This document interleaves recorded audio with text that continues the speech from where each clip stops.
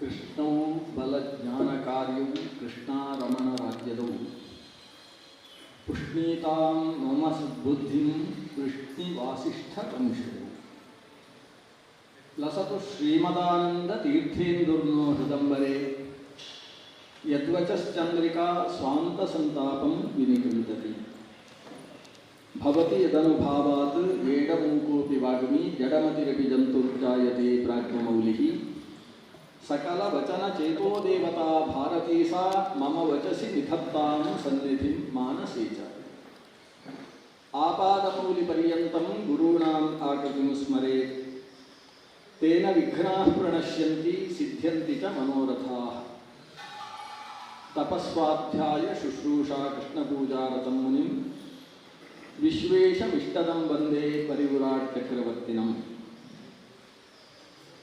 ಶುದ್ಧಸ್ಫಟಿಕಸಂಕಾಶಂ ಶುದ್ಧವಿದ್ಯಾಪ್ರದಾಯಕಂ ಶುದ್ಧಂ ಸಚ್ಚಿದಾನಂದಂ ಸದಾಶಿವಮಹಂ ಭಜೆ ಅಭೀಪ್ಸಿತಾರ್ಥಸಿದ್ಧ್ಯರ್ಥಂ ಪೂಜಿತೋ ಯಸ್ಸುರೇರಪಿ ಸರ್ವವಿಘ್ನಚ್ಛಿದೇ ತಸ್ಮೈ ಗಣಾಧಿಪತಯೇ ನಮಃ. ನಾರಾಯಣಂ ನಮಸ್ಕೃತ್ಯ ನರಂ ಚೈವ ನರೋತ್ತಮಂ ದೇವೀಂ ಸರಸ್ವತೀಂ ವ್ಯಾಸಂ ತತೋ ಜಯಮುದೀರಯೇತ್. ಶ್ರೀ ಗುರುಭ್ಯೋ ನಮಃ. ಶತರುದ್ರಿಯ ಮಂತ್ರದ ಮೂಲಕ ಇವತ್ತು ಆರಾಧಿಸಲ್ಪಟ್ಟ ಕ್ಷೇತ್ರಸ್ವಾಮಿ ಮಹಾಲಿಂಗೇಶ್ವರನನ್ನು ಭಕ್ತಿಯಿಂದ ಸ್ಮರಿಸ್ತಾ ಮಹಾಗಣಪತಿಯ ಸನ್ನಿಧಿಗೆ ನಮಸ್ಕರಿಸಿ ಈ ಬಾರಿಯ ಶ್ರೀಮನ್ ಮಹಾಭಾರತ ಉದ್ಯೋಗ ಪರ್ವ ಚಿಂತನೆಯ ಉಪಸಂಹಾರದ ಪ್ರಕ್ರಿಯೆಯನ್ನು 1.5 ಗಂಟೆಯ ಕಾಲಾವಧಿಯಲ್ಲಿ ಯಥಾಶಕ್ತಿ ನಡೆಸೋಣ. ಕೃಷ್ಣ ಸಂಧಾನವನ್ನು ಮುಗಿಸೋಣ ಅಂತ ಮಾತಾಡಿದ್ವಿ. ಮುಗಿಸುವುದು ಬೇಡ ಅಂತ ಅಂತರಾತ್ಮ ಹೇಳ್ತದೆ. ಎಷ್ಟಾಗ್ತದೆ ಅಲ್ಲಿಗೆ ನಿಲ್ಲಿಸುವ. ಮುಗಿಸುವುದು ಅಂತ ಹೊರಟಾಗ ಕೆಲವು ಸಲ ಮಹಾಭಾರತದಲ್ಲಿ ಅವಶ್ಯ ಅನುಸಂಧೇಯವಾದಂತಹ ವಿಷಯಗಳು ಬಿಟ್ಟು ಹೋಗ್ತವೆ. ಮಹಾಭಾರತವನ್ನು ಪೂರ್ತಿ ನಾವು ಹೇಳ್ತೇವೆ ಅಂತ ಕೂತರೆ ಅದು ಒಂದು ಲೆಕ್ಕದಲ್ಲಿ ಜೀವನ ಪೂರ್ತಿ ಯೋಜನೆ. ಪ್ರತಿನಿತ್ಯ ಮಹಾಭಾರತವನ್ನು ಅನುಸಂಧಾನ ಮಾಡ್ತಾ ಹೋದರೆ ಬಹುಶಃ ಒಂದು ಜೀವಮಾನದ ಸಮಗ್ರ ಕಾಲಾವಧಿಯಲ್ಲಿ ಮಹಾಭಾರತ ಒಂದು ಬಾರಿ ಮುಗಿಸಿಯೇವೋ ಏನೋ. ಮಹಾಭಾರತದ ಬಗ್ಗೆ ಅರಸುಗಳಿಗಿದು ವೀರ ದ್ವಿಜರಿಗೆ ಪರಮವೇದದ ಸಾರ ಕುಮಾರವ್ಯಾಸ ಕರ್ನಾಟಕ ಭಾರತ ಕಥಾಮಂಜರಿಯ ಆರಂಭದಲ್ಲಿ ಹೇಳುವಂಥದ್ದು. ಇದರಲ್ಲಿ ವೀರರಸ ಇದೆ, ಅದಕ್ಕಿಂತ ಹೆಚ್ಚಾಗಿ ಪರಮವೇದದ ಸಾರ ಇದೆ ಅಂತ. ಅದನ್ನ ಮಹಾಭಾರತ ಕೇವಲ ಒಂದು ಇತಿಹಾಸ ಗ್ರಂಥ ಅಂತ ಆಗಿದ್ದಿದ್ರೆ ಅದು ಸಕಲ ಜನ ಮಾನ್ಯವಾಗುವುದಕ್ಕೆ ಅವಕಾಶವಾಗ್ತಿರಲಿಲ್ಲ. ಮಂತ್ರಿ ಜನಕ್ಕೆ ಬುದ್ಧಿಗುಣ, ಯೋಗಿಗಳಿಗೆ ಅದು ವೈರಾಗ್ಯವನ್ನು ಕೊಡ್ತಕ್ಕಂತಹ ಜ್ಞಾನರಸವನ್ನು ಕೊಡ್ತಕ್ಕಂಥದ್ದು. ಯಾರು ಮೋಕ್ಷದ ಸಾಧನೆಯ ಎತ್ತರಕ್ಕೇರಿದಂತಹ ಜ್ಞಾನಿಗಳಿದ್ದಾರೆ ಅವರೂ ಮಹಾಭಾರತವನ್ನು ತಾವು ಬಿಡುವುದಿಲ್ಲ. ಸಾಮಾನ್ಯ ಶಾಲೆಯಲ್ಲಿ ಓದತಕ್ಕಂತಹ ವಿದ್ಯಾರ್ಥಿಗಳು ಅಥವಾ ಮನೆಯಲ್ಲಿ ಕತೆ ಹೇಳದೆ ಹೋದರೆ ನಿದ್ದೆ ಬರುವುದಿಲ್ಲ ಅಂತ ಹೇಳ್ತಕ್ಕಂಥ ಮಕ್ಕಳು, ಅವರಿಗೂ ಮಹಾಭಾರತ ಬೇಕು.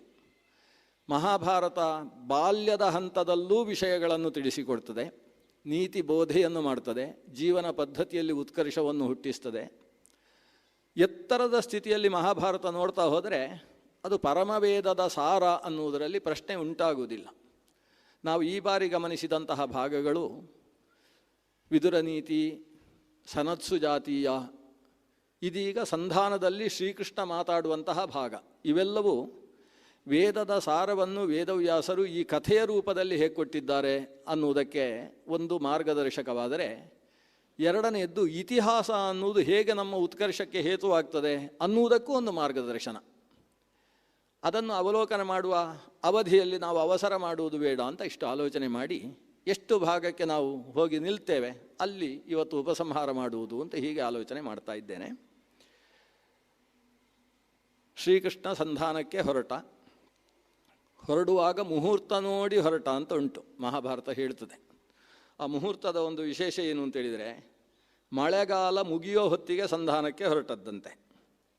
ತಥೋ ವ್ಯಪೇತೆ ತಮಸಿ ಸೂರ್ಯೇ ವಿಮಲ ಉದ್ಗತೆ ಮೈತ್ರೇ ಮುಹೂರ್ತೆ ಸಂಪ್ರಾಪ್ತೆ ವೃದ್ಧಾರ್ಚಿಷಿ ದಿವಾಕರೆ ಕೌಮುದೇ ಮಾಸಿರೇವತ್ಯಾಂ ಶರದಂತೆ ಹಿಮಾಗತೆ ಸ್ಫೀತ ಸಸ್ಯ ಮುಖೇ ಕಾಲೇ ಕಲ್ಯ ಸತ್ಯವತಾಂ ವರಹಾನ್. ಕೃಷ್ಣ ಹೊರಟ ದಿವಸ, ಇದು ಇತಿಹಾಸ ಅನ್ನೋದಕ್ಕೆ ಇದೆಲ್ಲ ಗಮಕವಾದದ್ದು.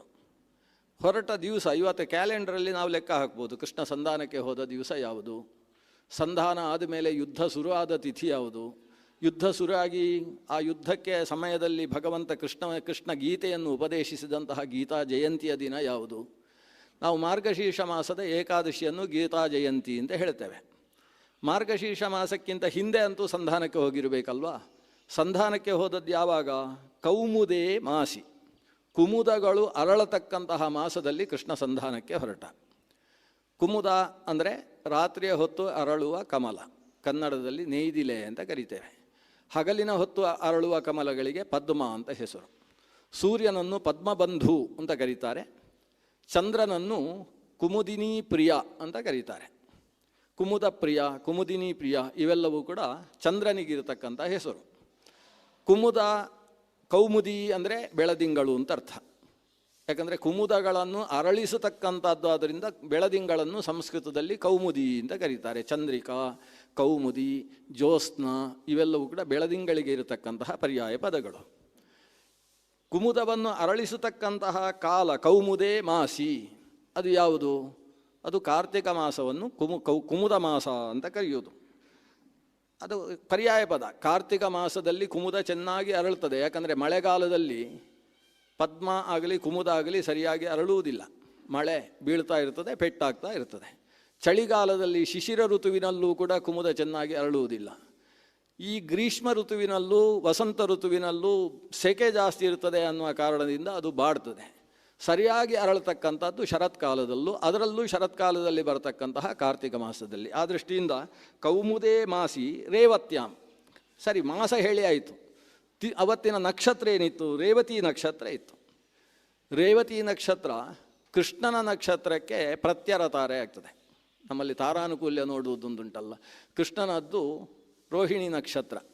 ರೋಹಿಣ್ಯಾಂ ಅರ್ಧರಾತ್ರೇತು ಯದಾ ಕಾಲಾಷ್ಟಮಿ ಭವೇತ್ ಜಯಂತಿ ನಾಮ ಸಾ ಪ್ರೋಕ್ತ. ಮಧ್ಯರಾತ್ರಿಯಲ್ಲಿ ಕೃಷ್ಣ ಪಕ್ಷದ ಅಷ್ಟಮಿಯಲ್ಲಿ ರೋಹಿಣಿ ನಕ್ಷತ್ರ ಬಂದಾಗ ಕೃಷ್ಣನ ಅವತಾರ ಆದದ್ದು. ಅದರಿಂದ ಕೃಷ್ಣನದ್ದು ರೋಹಿಣಿ ನಕ್ಷತ್ರ. ರೋಹಿಣಿ ನಕ್ಷತ್ರಕ್ಕೆ ನಾವು ರೇವತಿ ನಕ್ಷತ್ರವನ್ನು ನೋಡಿದರೆ ಅದು ತೃತೀಯ ಪರ್ಯಾಯದ ಪಂಚಮ ತಾರೆ ಆಗ್ತದೆ, ಅಂದರೆ ಪ್ರತ್ಯರ ತಾರೆ ಆಗ್ತದೆ. ಪ್ರತ್ಯರ ತಾರೆ ದಿವಸ ಯಾವ ಕೆಲಸಕ್ಕೆ ಹೋಗ್ತೇವೆ ಆ ಕೆಲಸ ನಡೆಯುವುದಿಲ್ಲ ಅಂತ ಅರ್ಥ. ಅಂದರೆ ಕೃಷ್ಣ ನೋಡಿ ಹೊರಟಿದ್ದಾನೆ, ನಾನು ಸಂಧಾನಕ್ಕೆ ಹೊರಡುವಾಗ ಒಳ್ಳೆ ಮುಹೂರ್ತ ಇರಬೇಕು. ಯಾವುದು ಅಂದರೆ ಪ್ರತ್ಯರ ತಾರೆ ಇರಬೇಕು ಅಂತ. ಈ ಪ್ರತ್ಯರ ತಾರೆಯ ದಿವಸ ಒಳ್ಳೆ ಕೆಲಸ ಮಾಡ್ಬೋದು. ವಿವಾಹೇ ಪ್ರತ್ಯರ ಶುಭ ಅಂತ ಮುಹೂರ್ತ ಕೌಮುದಿ ಅನ್ನುವ ಗ್ರಂಥ ಹೇಳ್ತದೆ. ಕೆಲವು ನಕ್ಷತ್ರ ವಿಪತ್ತಾರ ಮೌಂಜಿ ಬಂಧೆ ವಿವಾಹೇ ಪ್ರತ್ಯರ ಶುಭ ಜನ್ಮರ್ಕ್ಷಂ ಶಾಂತಿ ಕರ್ಮಣಿ ಅಂತ. ಶಾಂತಿ ಕರ್ಮವನ್ನು ಮಾಡಬೇಕಾದ್ರೆ ಜನ್ಮ ನಕ್ಷತ್ರ ಶ್ರೇಷ್ಠ. ವಿವಾಹದಲ್ಲಿ ಪ್ರತ್ಯರ ಉಚಿತ, ಶ್ರೇಷ್ಠ ಅಂತಲ್ಲ, ಪ್ರತ್ಯರ ಶುಭ, ಅದು ಅಶುಭ ಅಲ್ಲ. ಪ್ರತ್ಯರ ತಾರೆಯಲ್ಲಿ ಮದುವೆ ಆಗುವುದೇ ಪ್ರತ್ಯರಕ್ಕೋಸ್ಕರ ಅಲ್ವಾ. ಪ್ರತ್ಯರ ಅಂದರೆ ತೊಂದರೆ ಅಂತ ಅರ್ಥ. ಅದು ಮದುವೆಯಲ್ಲಿ ಪ್ರತ್ಯರ ತಾರೆ ಒಳ್ಳೆಯದು, ಅದು ದೋಷ ಅಲ್ಲ ಅಂತ ಅರ್ಥ. ವಿಪತ್ತಾರ ಮೌಂಜಿ ಬಂಧೆ, ಉಪನಯನ ಪ್ರಕ್ರಿಯೆ ವಿದ್ಯೋಪದೇಶ ಆರಂಭ ಆಗಬೇಕಾದ್ರೆ ವಿಪತ್ತಾರೆ ದೋಷ ಅಲ್ಲ. ವಿಪತ್ತು ಅನ್ನುವುದು ನಿರಂತರ, ಜೀವನದಲ್ಲಿ ವಿಪತ್ತು ಇಲ್ಲ ಅಂತ ಹೇಳಿದರೆ ಆ ಜೀವನಕ್ಕೆ ಅರ್ಥವೇ ಇಲ್ಲ. ವಿಪತ್ತನ್ನು ಎದುರಿಸುವುದೇ ವಿದ್ಯಾಭ್ಯಾಸ ಅನ್ನುವ ಪ್ರಕ್ರಿಯೆ. ಆ ದೃಷ್ಟಿಯಿಂದ ಅಲ್ಲಿ ಅದು ಉಚಿತ ಅಂತ ಹೀಗೆಲ್ಲ ನಿಯಮಗಳುಂಟು. ಇಲ್ಲಿ ಕೃಷ್ಣ ವಿವಾಹಕ್ಕೇನು ಹೊರಟದ್ದಲ್ಲ, ಆದರೆ ಪ್ರತ್ಯರ ತಾರೆ ನೋಡಿ ಹೊರಟಿದ್ದಾನೆ. ಆದರೆ ಹೇಳ್ತಾರೆ ತಥೋ ಮೈತ್ರೇ ಮುಹೂರ್ತೆ ಸಂಪ್ರಾಪ್ತೆ ಅಂತ. ಅದು ಮೈತ್ರ ಮುಹೂರ್ತ ಸಂಪ್ರಾಪ್ತವಾದಾಗ ಇವ ಹೊರಟ ಅಂತ. ಮೈತ್ರ ಅನ್ನೋದು ಒಂದು ತಾರೆ. ಜನ್ಮ ನಕ್ಷತ್ರದಿಂದ 8ನೆಯ ತಾರಕ್ಕೆ ಮೈತ್ರ ತಾರೆ ಅಂತ ಕರೀತಾರೆ. ಅದು ಯಾರ ಮೈತ್ರ? ಧರ್ಮರಾಜನ ಮೈತ್ರ ತಾರಂತೆ. ಆದರೆ ಧರ್ಮರಾಜನಿಗೆ ಮೈತ್ರ ತಾರೆಯನ್ನು ಲೆಕ್ಕ ಹಾಕಿ ಶ್ರೀಕೃಷ್ಣನಿಗೆ ಪ್ರತ್ಯರ ತಾರೆ ಆಗುವ ಹಾಗೆ ವ್ಯವಸ್ಥೆ ಮಾಡಿಕೊಂಡು ಕೃಷ್ಣ ಹೊರಟದ್ದು. ಅಂದರೆ ಧರ್ಮರಾಜನಿಗೆ ಇದರಿಂದಾಗಿ ಮೈತ್ರ ಪ್ರಾಪ್ತಿಯಾಗಬೇಕು, ಆದರೆ ಕೃಷ್ಣನಿಗೆ ಪ್ರತ್ಯರ ಆಗಬೇಕು. ಯಾರಿಗೆ ಯಾವುದೂ ಪ್ರತ್ಯರ ಅಲ್ಲವೋ, ಯಾವುದೂ ತೊಂದರೆಯಾಗುವುದಕ್ಕೆ ಸಾಧ್ಯ ಇಲ್ಲವೋ ಅಂಥವನಿಗೆ ತಾರಾಗುಲಿಯ ಯಾಕೆ ಬೇಕು ಅಂತ ಅಭಿಪ್ರಾಯ ಅಂತ ವ್ಯಾಖ್ಯಾನಕಾರರು ಒಂದು ಬರೀತಾರೆ. ಆದರೆ ವಸ್ತುಸ್ಥಿತಿ ಏನಿದೆ, ಧರ್ಮರಾಜನಿಗೆ ಈಗ ನಾನು ಹೋಗಿ ಸಂಧಾನ ಮುಗಿಸಿಕೊಂಡು ಬರಬೇಕು. ಇದರಿಂದ ಏನಾಗಬೇಕಾಗಿದೆ? ಯಾವುದರಿಂದ ಧರ್ಮರಾಜನ ಕುಟುಂಬಕ್ಕೆ ಶ್ರೇಯಸ್ಸಾಗ್ತದೋ ಅಂಥದ್ದು ಆಗಬೇಕಾಗಿದೆ. ಇಲ್ಲಿ ಧರ್ಮರಾಜನ ಕುಟುಂಬಕ್ಕೆ ಶ್ರೇಯಸ್ಸಾಗುವುದು ಯುದ್ಧ ತೀರ್ಮಾನವಾದರೆಯೇ ಹೊರತು ಯುದ್ಧವನ್ನು ನಿಲ್ಲಿಸುವುದರಿಂದ ಅಲ್ಲ. ಯಾವ ಕಾಲಕ್ಕೆ ಯಾವುದು ಸರಿಯೋ ಅದು ಆಗುವುದಕ್ಕೆ ಮೈತ್ರ ಅಂತ ಹೆಸರು.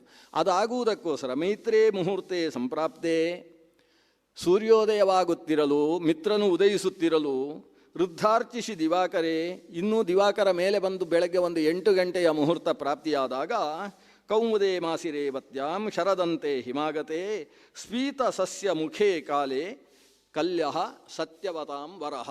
ಅಂತಹ ಪುಣ್ಯಕಾಲದಲ್ಲಿ ಸತ್ಯವತಾಂ ವರ ಅಂತ ಕರೆಸಿಕೊಂಡ, ಯಾವತ್ತೂ ಸುಳ್ಳಿನ ಕಡೆಗೆ ಮೋಸದ ಕಡೆಗೆ ಗಮನವಿಲ್ಲದ ಕೃಷ್ಣ ತಾನು ಹಸ್ತಿನಪುರದ ಕಡೆಗೆ ಸಾಗಿದ್ದಾನೆ. ಅಲ್ಲಿಂದ ಸಾಗಿ ಎಲ್ಲಿ ಬಂದ? ನಿನ್ನೆ ಹೇಳಿದ ಹಾಗೆ ವೃಕಸ್ಥಲದಲ್ಲಿ ಒಂದು ಶುಕಸ್ಥಲ, ಕುಶಸ್ಥಲ ಅಂತ ಅಲ್ಲಿಗೆ ಹೆಸರು. ಆ ಕುಶಸ್ಥಲಿಯಲ್ಲಿ ಒಂದು ರಾತ್ರಿಯನ್ನು ಅಲ್ಲಿ ಮುಗಿಸಿದ್ದಾನೆ. ಅಲ್ಲಿಯ ಊರಿನವರಿಗೆಲ್ಲ ಆನಂದವೋ ಆನಂದ. ಇಷ್ಟರಲ್ಲಿ ಮುಂದೆ ಕೃಷ್ಣ ಯಾವ ದಾರಿಯಲ್ಲಿ ಸಾಗಿ ಬರ್ತಾನೆ ಆ ದಾರಿಯಲ್ಲೆಲ್ಲ ದುರ್ಯೋಧನನ ನೇತೃತ್ವದಲ್ಲಿ ಭಾರಿ ಭಾರಿ ಸಭಾಮಂದಿರಗಳು, ಡೇರೆಗಳು, ವ್ಯವಸ್ಥೆಗಳು, ವಾರ ಸ್ತ್ರೀಯರ ಸಮುದಾಯ, ಗಣಿಕಾ ಸ್ತ್ರೀಯರ ಸಮುದಾಯ, ಕೃಷ್ಣನನ್ನು ಮೆಚ್ಚಿಸುವುದಕ್ಕೆ ಅಂತ ನಾನಾ ರೀತಿಯ ಭಕ್ಷ್ಯ ಭೋಜ್ಯಗಳು ಇವೆಲ್ಲವನ್ನೂ ಕೂಡ ವ್ಯವಸ್ಥೆ ಮಾಡಿದ್ದಾರೆ. ಕೃಷ್ಣ ಅದು ಯಾವುದನ್ನೂ ನೋಡದೆ ಮಧ್ಯದಲ್ಲಿ ಕಾಣಿಸಿದಂತಹ ಭಾರ್ಗವರಾಮನೇ ಮೊದಲಾದಂತಹ ಋಷಿಮುನಿಗಳ ಜೊತೆಗೆ ಒಂದು ಸೌಹಾರ್ದದ ಮಾತುಕತೆಗಳನ್ನು ಆಡಿ ತಾನು ರಥವೇರಿ ಅಕ್ಕಪಕ್ಕ ನೋಡದೆ ದಾರಿ ಬದಲಾಯಿಸಿಕೊಂಡು ಬಂದಂತೆ. ಯಾಕಂದರೆ ಈ ದಾರಿಯಲ್ಲೇ ಬಂದರೆ ಭಾರಿ ಭಾರಿ ವ್ಯವಸ್ಥೆ ಇರ್ತದೆ. ವ್ಯವಸ್ಥೆ ಇದ್ದಾಗ ನಾನು ನೋಡಲಿಲ್ಲ ಅಂತ ಸುಮ್ಮನೆ ಒಂದು ಆಕ್ಷೇಪ ಬರ್ತದೆ. ನಾನೆಲ್ಲ ವ್ಯವಸ್ಥೆ ಮಾಡಿದ್ದೆ ಕೃಷ್ಣ, ನೀನು ಯಾವುದು ನೋಡದೆ ಬಂದ ಅವಸರದಲ್ಲಿ ನಿಂತು ಆಕ್ಷೇಪ ಆದರೆ ಯಾಕೆ ಬೇಕು? ಅದಕ್ಕೋಸ್ಕರ ಆತ ರಾಜ ರಸ್ತೆಯನ್ನು ಬಿಟ್ಟು ಅಡ್ಡ ರಸ್ತೆಯಲ್ಲಿ ಸಾಗಿ ಬಂದಂತೆ. ಗೂಗಲ್ ಮ್ಯಾಪ್ ಹಾಕಿದರೆ ಅದೇ ದಾರಿ ತೋರಿಸ್ತಾ ಇತ್ತು ನಿಜವಾಗಿ. ಯಾಕಂದರೆ ಈ ಮಹಾರಸ್ತೆ ಏನಿದೆ ಆ ರಸ್ತೆಯಲ್ಲಿ ಸಿಕ್ಕಾಬಟ್ಟೆ ಜನರು ಸೇರಿದ್ದಾರೆ. ಕೃಷ್ಣ ಈ ದಾರಿಯಲ್ಲಿ ಬರ್ತಾನೆ ಅಂತ ಅಲ್ಲಿದ್ದಂತಹ ಡೇರೆಗಳು ತೋರಿಸ್ತಾ ಇದ್ದಾವೆ. ಕೃಷ್ಣನ ದರ್ಶನ ಮಾಡಬೇಕು ಅಂತೇಳಿ ಊರಿನ ಜನ ಎಲ್ಲ ಅಲ್ಲಿ ಸೇರಿದ್ದರಿಂದ ನಾನು ಹಸ್ತಿನಪುರಕ್ಕೆ ಹೋಗುವ ಕೆಲಸ ಸಾವಕಾಶವಾಗ್ತದೆ. ಇದು ಸಾವಕಾಶ ಮಾಡುವಂತಹ ಕೆಲಸ ಅಲ್ಲ.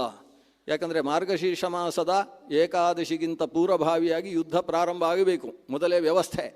ಈ ವ್ಯವಸ್ಥೆ ನಡಿಬೇಕಾದರೆ ನನ್ನ ಸಂಧಾನ ಪ್ರಕ್ರಿಯೆ ಬೇಗ ಆಗಬೇಕು ಅಂತ ಹೇಳಿ ಆತ ರಥ್ಯಾಂತರವನ್ನು ಮಾಡಿಕೊಂಡು ಮಾರ್ಗದಲ್ಲಿ ಹಸ್ತಿನಪುರದ ತನಕ ತಲುಪಿ ಬಂದಿದ್ದಾನೆ. ಹಸ್ತಿನಪುರಕ್ಕೆ ಬಂದ ಮೇಲಿನ ಘಟನಾವಳಿಗಳು, ಹಸ್ತಿನಪುರದಲ್ಲಿ ಎಲ್ಲ ಮನೆಗಳಲ್ಲೂ ಕೂಡ ಕೃಷ್ಣನಿಗೆ ಸ್ವಾಗತದ ವ್ಯವಸ್ಥೆ ಆಗಿದೆ. ಅಲ್ಲಿ ಭೀಷ್ಮಾಚಾರ್ಯರ ಗೃಹ ಇದೆ, ದ್ರೋಣಾಚಾರ್ಯರ ಗೃಹ ಪ್ರತ್ಯೇಕವಾಗಿದೆ. ಆ ಎಲ್ಲ ಗೃಹಗಳಲ್ಲೂ ಕೃಷ್ಣ ಸಾಗಬೇಕು. ಆದರೆ ಯಾವ ಗೃಹವನ್ನೂ ಕೂಡ ನೋಡದೆ ಕೃಷ್ಣ ಮುಂದೆ ಸಾಗಿದ.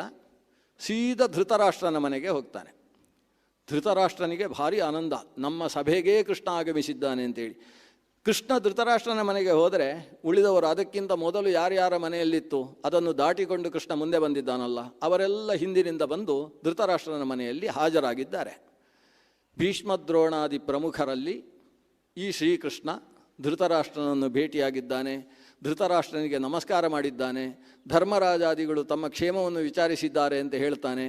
ಅಷ್ಟೆಲ್ಲ ಹೇಳಿ ಅಲ್ಲಿಂದ ಸೀದಾ ನಾನು ಒಂದು ಅವಸರದ ಕೆಲಸ, ಕುಂತಿದೇವಿಯನ್ನು ನೋಡಬೇಕು, ಮೊದಲ ಕೆಲಸ ನಂದು ಅದಾಗ್ತದೆ, ಆಮೇಲೆ ತಮ್ಮ ಹತ್ರ ಮಾತಾಡ್ತೇನೆ ಅಂತ ಎಲ್ಲರನ್ನೂ ಮೈಮುಟ್ಟಿ ಸಮಾಧಾನ ಮಾಡಿಸಿ ಅತ್ಯಂತ ಪ್ರೀತಿಯಿಂದ ಅವರನ್ನು ಬೀಳ್ಕೊಟ್ಟು ತಾನು ವಿದುರನ ಮನೆಗೆ ಹೋಗ್ತಾನೆ. ವಿದುರನ ಮನೆಯಲ್ಲಿ ಹೋಗಿ ವಿದುರಾವಸಥಂ ರಮ್ಯಂ ಉಪಾತಿಷ್ಠತ ರಾಘವ. ಇಲ್ಲಿ ಕೆಲವು ವಿಷಯವನ್ನು ನಾವು ಮೂಲ ಮಹಾಭಾರತ ಗಮನಿಸಬೇಕು. ಯಾಕಂದರೆ ಸಾಮಾನ್ಯವಾಗಿ ನಮ್ಮ ಮನಸ್ಸು ಹೇಗೆ ಹೇಳ್ತದೆ, ವಿದುರ ತುಂಬ ಬಡವ ಇದ್ದ, ಕೊಡುವುದಕ್ಕೆ ಅವನಲ್ಲಿ ಏನೂ ಇರಲಿಲ್ಲ, ಕೊನೆಗೆ ಒಂದು ಚಿಕ್ಕ ಮಡಿಕೆಯಲ್ಲಿ ಸ್ವಲ್ಪ ಹಾಲು ಕೊಟ್ಟ, ಅದನ್ನು ಕೃಷ್ಣ ಹೊಟ್ಟೆಗೆ ಹಾಕಿ ಹೊಟ್ಟೆ ತುಂಬಿ ಅದು ಜಾಸ್ತಿಯಾಗಿ ಕೊನೆಗೆ ಹರಿದು ರಸ್ತೆಯಲ್ಲೆಲ್ಲ ಹರಿದು ಹೋಯಿತು ಅಂತ ನಾವೆಲ್ಲ ಕಥೆ ಕೇಳ್ತೇವೆ. ಈ ಕಥೆ ಮೂಲಭೂತವಾಗಿ ನಾರಣಪ್ಪ, ಗದುಗಿನಪ್ಪ ನಾರಣಪ್ಪ ವರ್ಣನೆ ಮಾಡಿರ್ತಕ್ಕಂಥ ಕಥೆ. ನಮಗೆ ಮಹಾಭಾರತದ ವಿಷಯದಲ್ಲಿ ಕೆಲವು ಬೇರೆ ಬೇರೆಯವರು ಹೇಳಿದ್ದೆಲ್ಲ ತಗೊಳ್ಬೇಕು, ಆದರೆ ವಾಸ್ತವ ಏನು ನಡೆದಿದೆ ಅನ್ನೋದು ಗೊತ್ತಿರಬೇಕಾಗ್ತದೆ. ವಾಸ್ತವ ಬೇರೆ, ವರ್ಣನೆ ಬೇರೆ. ಮಹಾಭಾರತ ರಾಮಾಯಣಗಳಲ್ಲಿ ಏನು ನಡೆದಿದೆ ಅಂದರೆ ಸಿಕ್ಕಾಬಟ್ಟೆ ಕವಿಗಳು ಅದಕ್ಕೆ ಕೈ ಹಾಕಿದ್ದಾರೆ.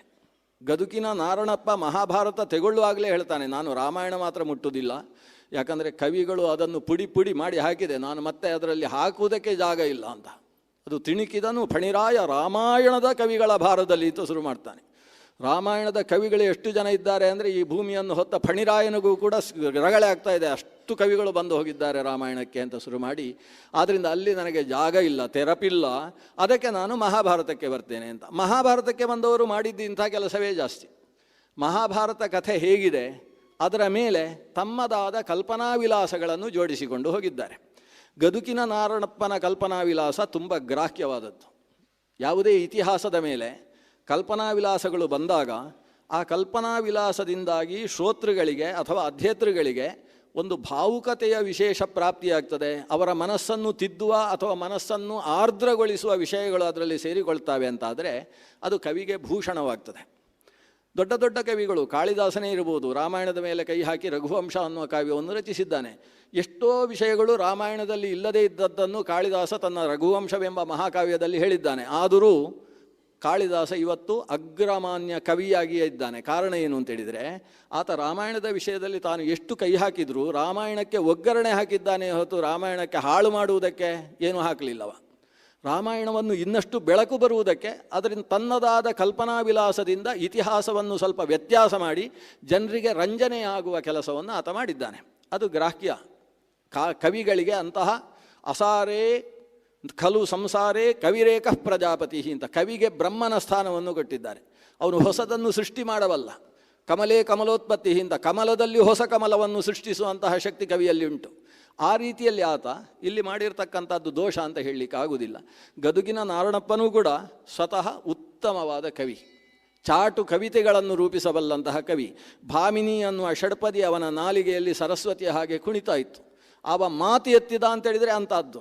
ಕುಮಾರವ್ಯಾಸನು ಹಾಡಿದನೆಂದರೆ ಕಲಿಯುಗ ದ್ವಾಪರವಾಗುವುದು ಅಂತ ಆತನನ್ನು ನಂತರದ ಕವಿಗಳು ಕೊಂಡಾಡಿದರು. ಅಂಥ ವಿಶೇಷತೆ ಆತನಲ್ಲಿದೆ. ಆತ ಈ ಮಹಾಭಾರತವನ್ನು ತಾನು ಅರ್ಥೈಸಿಕೊಂಡ ಮಹಾಭಾರತಕ್ಕೆ ಅಲ್ಲಲ್ಲಿ ರಸಪುಂಜಗಳನ್ನು ಸೇರಿಸ್ತಾನೆ. ಆ ರೀತಿ ಸೇರಿಸುವಾಗ ಅವನಿಗೆ ವಿದುರನಿಗೆ ಶ್ರೀಕೃಷ್ಣನಲ್ಲಿದ್ದ ಭಕ್ತಿ ವಿಶೇಷದ ವಿಚಾರ ಯಾವಾಗ ಮನಸ್ಸಿಗೆ ತುಂಬಿತು, ಒಂದು ಭಕ್ತಿಯ ರಸದ ಒಂದು ದೊಡ್ಡ ಪ್ರವಾಹವನ್ನೇ ಹರಿಸಬೇಕು ಅಂತ ಆಲೋಚನೆ ಮಾಡಿ ವಿದುರನನ್ನು ಬಡವನನ್ನಾಗಿಸಿದ್ದಾನೆ ಕುಮಾರವ್ಯಾಸ. ಆದರೆ ವಸ್ತುಸ್ಥಿತಿಯಲ್ಲಿ ವಿದುರ ಬಡವ ಅಲ್ಲ. ಅದನ್ನು ಕಲ್ಪಿಸುವುದಕ್ಕೆ ಸಾಧ್ಯ ಇಲ್ಲ. ಯಾಕೆಂದರೆ ವಿದುರ ಅವತ್ತಿನ ಸಿಂಹಾಸನಾಧೀಶ್ವರನಾದಂತಹ ಧೃತರಾಷ್ಟ್ರನ ತಮ್ಮ. ಅಷ್ಟೇ ಅಲ್ಲದೆ ಧೃತರಾಷ್ಟ್ರನಿಗಿಂತ ಎಷ್ಟು ಗೌರವ ಇತ್ತೋ ಅದಕ್ಕಿಂತ ಹೆಚ್ಚು ಗೌರವ ವಿದುರನಿಗಿತ್ತು ಆ ದೇಶದಲ್ಲಿ. ವಿದುರ ಏನಾದರೂ ಒಂದು ನಿರ್ಧಾರ ಮಾಡಿದ ಅಂತಾದರೆ ಅದೇ ಸರಿಯಾಗಿರ್ತದೆ. ಅದನ್ನು ಒಂದು ವೇಳೆ ರಾಜ ಒಪ್ಪಲಿಲ್ಲ ಅಂದರೆ ಅಲ್ಲಿ ರಾಜ ಸೋತ ಅಂತ ಅರ್ಥ ಅನ್ನುವುದು ಇಡೀ ಪ್ರಜಾ ಸಮುದಾಯಕ್ಕೆ ಗೊತ್ತಿತ್ತು. ವಿದುರ ಅಂತಹ ಮಂತ್ರಿ, ಅನ್ವರ್ಥ ಮಂತ್ರಿ. ಮಂತ್ರಣ ಅಂದರೆ ಮುಂದಕ್ಕೆ ಏನಾಗ್ತದೆ ಅನ್ನೋದನ್ನು ಆಲೋಚನೆ ಮಾಡುವುದಕ್ಕೆ ಮಂತ್ರಾಲೋಚನೆ ಅಂತ ಹೆಸರು. ಆ ಮಂತ್ರಣದಲ್ಲಿ ಮಹಾನಿಷ್ಣಾತನಾದ ಬುದ್ಧಿಶಾಲಿಯಾದಂತಹ ವಿದುರನ ಬಗ್ಗೆ ಇಡೀ ಸಮಾಜದಲ್ಲಿ ಮಹಾಗೌರವ ಇತ್ತು. ಅದಕ್ಕೆ ಅನುಗುಣವಾಗಿ ಅವನ ರಾಜ್ಯದಲ್ಲೇ ಅನೇಕ ಪಾಲು ಆತನದ್ದಾಗಿತ್ತು. ಉತ್ತಮವಾದ ಅರಮನೆಯಲ್ಲಿದ್ದಂತಹ ವಿದುರ ಏನು ಮಾಡಿದ? ವಿದುರ ಸರ್ವ ಕಲ್ಯಾಣೀ ಅಭಿಗಮ್ಯ ಜನಾರ್ದನಂ ಅರ್ಚಯಾಮಾಸ ದಾಶಾರ್ಹಂ ಸರ್ವಕಾಮೀ ಉಪಸ್ಥಿತಂ ಕೃತಾತಿಥ್ಯಂತು ಗೋವಿಂದಂ ವಿದುರ ಸರ್ವಧರ್ಮವಿತ್ ಕುಶಲಂ ಪಾಂಡುಪುತ್ರಾಣಾಂ ಪಪ್ರಚ್ಛ ಮಧುಸೂದನಂ. ವಿದುರ ಒಬ್ಬ ಅತಿಥಿ ಮನೆಗೆ ಬಂದಾಗ ರಾಜನಾದ ವ್ಯಕ್ತಿ ಯಾವ ಯಾವ ಕಾಮೋಪಭೋಗಗಳಿಂದ ಆತನನ್ನು ಉಪಚರಿಸಬಹುದೋ ಸರ್ವಕಾಮೀ ಉಪಸ್ಥಿತಂ ದಾಶಾರ್ಹಂ ಅರ್ಚಯಾಮಾಸ ವಿದುರ ಸರ್ವಕಲ್ಯಾಣೀ ಅಂತ ಎಲ್ಲ ರೀತಿಯ ಕಲ್ಯಾಣಯುಕ್ತವಾದದ್ದು. ಆಸನ ತೆಗೋ ಅಂತ ಹೇಳಿ ಬಂಗಾರದ ಮಣೆಯ ಮೇಲೆ ಹಾಕಿದಂತಹ ಅಜಿನದ ಮೇಲೆ ಕೃಷ್ಣನನ್ನು ಕೂಡಿಸ್ತಾನೆ. ಅದು ಬಂಗಾರದ ಮಣೆ. ಬಂಗಾರದ ಮಣೆಯಲ್ಲಿ ಕೂತಾಗ ಎಷ್ಟು ನೋವಾಗ್ತದೋ ಅದಕ್ಕಿಂತ ಖುಷಿಯಾಗುವುದು ದರ್ಬೆಯ ಚಾಪೆಯಲ್ಲಿ ಕೂತಾಗ. ಅದಕ್ಕೋಸ್ಕರ ಮಣೆ ಬಂಗಾರದ್ದು ಅನ್ನೋದು ಯಾಕೆ ಅಂತೇಳಿದರೆ ಬಂದಂತಹ ಕೃಷ್ಣನನ್ನು ಅಷ್ಟು ಗೌರವಿಸಿದ್ದೇನೆ ನಾನು ಅನ್ನುವುದಕ್ಕೋಸ್ಕರ, ತನ್ನ ಭಕ್ತಿಯನ್ನು ತೋರಿಸುವುದಕ್ಕೋಸ್ಕರ. ಆದರೆ ಕೂತುಕೊಳ್ಳುವುದಕ್ಕೆ ಮೆತ್ತಗೆ ಆಗಬೇಕಲ್ವ, ಅದಕ್ಕೋಸ್ಕರ ಹದ ಮಾಡಿದ ಅಜಿನವನ್ನು ಹಾಕಬೇಕು. ಅದು ಹದ ಮಾಡದ ಅಜಿನ ಹಾಕುವುದಲ್ಲ. ಅಜಿನವನ್ನು ಅದಕ್ಕೆ ಅರಿಶಿಣ, ಮೊಸರು ಇತ್ಯಾದಿಗಳನ್ನು ಹಚ್ಚಿ ಒಂದಿಷ್ಟು ಮೆಲ್ಲಕ್ಕೆ ಕುಟ್ಟಿ ಅದನ್ನು ತೊಳೆದು ಆಮೇಲೆ ಬೆಂಕಿಯಲ್ಲಿ ಅದು ಸೂರ್ಯನ ಬಿಸಿಲಲ್ಲಿ ಒಣಗಿಸಿದಾಗ ಅದು ಹದವಾಗ್ತದೆ. ಹದವಾದ ಅಜಿನದ ಮೇಲೆ ಕೂತರೆ ಅದು ಶಯ್ಯೆಯಲ್ಲಿ ಕೂತಷ್ಟು ಶರೀರಕ್ಕೆ ಹಿತವಾಗ್ತದೆ. ಅಜಿನವನ್ನೇ ಆಸನವನ್ನಾಗಿ ಬಳಸುವುದರ ಹಿನ್ನೆಲೆ ಏನು? ಅಜಿನದಲ್ಲಿ ಕುಳಿತಾಗ ಮನುಷ್ಯನ ಮನಸ್ಸು ಒಂದು ವಿಶಿಷ್ಟವಾದ ರೀತಿಯಲ್ಲಿ ಶಾಂತಿಯನ್ನು ಪಡೀತದೆ. ಯಾವುದು ಮಡಿ ಅಲ್ಲ ಅನ್ನುವುದಕ್ಕೆ ಶಾಸ್ತ್ರಕಾರರ ವ್ಯವಸ್ಥೆ ಏನು ಅಂದರೆ, ಯಾವುದನ್ನು ಉಟ್ಟಾಗ ಮನಸ್ಸು ಏಕಾಗ್ರವಾಗ್ತದೋ, ನೆಮ್ಮದಿಯಲ್ಲಿ ಇರ್ತದೋ ಅದು ಮಡಿ. ಕೆಟ್ಟ ಗಲೀಜಿ ವಸ್ತ್ರ ಉಟ್ಟರೆ ಮನಸ್ಸು ಏಕಾಗ್ರವಾಗುವುದಿಲ್ಲ. ಶುದ್ಧವಾದ ಪಾಲಿಸ್ಟರ್ ಬಟ್ಟೆ ಉಟ್ಟರೆ ಮನಸ್ಸು ಇನ್ನಷ್ಟು ವ್ಯಾಕುಲವಾಗ್ತದೆ. ನೈಲಾನ್ ಬಟ್ಟೆಗಳನ್ನು ಉಟ್ಟರೆ ವ್ಯಾಕುಲವಾಗ್ತದೆ. ಯಾಕಂದರೆ ಅದು ಪ್ಲಾಸ್ಟಿಕ್ಕು. ಅದು ಮೈಯಲ್ಲಿದ್ದಂತಹ ನಮ್ಮ ವಿದ್ಯುತ್ ಶಕ್ತಿಯನ್ನು, ಒಳಗಿನ ಪ್ರಾಣಶಕ್ತಿಯನ್ನು ಸೆಳೆಯತಕ್ಕಂಥದ್ದು. ಆ ಬಟ್ಟೆಯನ್ನು ಹೀಗೆ ಮೈ ಮೇಲೆ ತಿಕ್ಕಿ ಹೀಗೆ ಇಡೀರಿ, ಪಟಪಟ ಅನ್ನುತ್ತೆ ಶರೀರದಲ್ಲಿ, ರೋಮಗಳೆಲ್ಲ ಎಳೆಯಲ್ಪಡ್ತದೆ. ಆದ್ದರಿಂದ ಯಾವ ವಸ್ತ್ರ ಶರೀರಕ್ಕೆ ಹಿತವಲ್ಲವೋ ಅದು ಮಡಿಗೆ ಬರುವುದಿಲ್ಲ ಅಂತ ಅರ್ಥ. ರೇಷ್ಮೆಯಂತಹ ವಸ್ತ್ರ ಅಲ್ಲ, ಅದು ಪ್ರಾಣಿಯನ್ನು ಸುಟ್ಟು ಸಾಯಿಸಿ ಅದರ ಮೇಲೆ ಇದ್ದಂತಹ ನೂಲಿನಿಂದ ಮಾಡಿದ್ದು, ಅದು ಹೇಗೆ ಮಾಡಿ ಅಂತ ಪ್ರಶ್ನೆ ಮಾಡಿದರೆ ಅದನ್ನು ಋಷಿಗಳೆಲ್ಲ ಯೋಚಿಸುವುದಿಲ್ಲ. ಯಾವ ವಸ್ತ್ರವನ್ನು ಧರಿಸಿದಾಗ ಮನಸ್ಸು ಹಿತವಾಗ್ತದೋ, ನಿನಗೆ ಅಧ್ಯಾತ್ಮದ ಎತ್ತರಕ್ಕೆ ಮನಸ್ಸು ಸಾಗುವುದಕ್ಕೆ ಸಶಕ್ತವಾಗ್ತದೋ ಅಂಥದ್ದು ಮಡಿ. ಅಜಿನವೂ ಅದರಲ್ಲಿ ಸೇರತಕ್ಕಂಥದ್ದು, ಅದರಲ್ಲಿ ಕೂತವನಿಗೆ ಅದರದ್ದೇನು ಸ್ವಾರಸ್ಯ ಅನ್ನೋದು ಅರ್ಥವಾಗತಕ್ಕಂಥದ್ದು. ಇವತ್ತು ಇದನ್ನೆಲ್ಲ ಅರಣ್ಯ ಇಲಾಖೆಯವರು ಕೇಳದೇ ಇದ್ದರೆ ನಾವು ಸೇಫ್ ಆಗಿರ್ತೇವೆ. ಸ್ವಲ್ಪ ಕ್ಲೇಶ ಇದೆ ಇವತ್ತಿನ ಕಾಲದಲ್ಲಿ, ಕೆಲವು ವಿಷಯಗಳನ್ನು ನೇರ ಹೇಳುವ ಹಾಗಿಲ್ಲ. ಆದರೆ ಅರಣ್ಯ ಇಲಾಖೆ ಅದನ್ನು ಮಾರಾಟ ಮಾಡುವುದಕ್ಕೆ ಅಧಿಕಾರ ಉಂಟು. ಅಂತಹ ವ್ಯವಸ್ಥೆ ಯಾವುದು ನಾಶವಾಗತಕ್ಕಂಥದ್ದು, ಪ್ರಯೋಜನಕ್ಕಿಲ್ಲ ಅಂತ ಬಿದ್ದು ಹೋಗುವಂಥದ್ದು, ಅಂಥದ್ರಲ್ಲಿ ಏನು ಪ್ರಯೋಜನ ಇದೆ ಅದನ್ನು ಶಾಸ್ತ್ರ ಹೇಳುತ್ತೆ.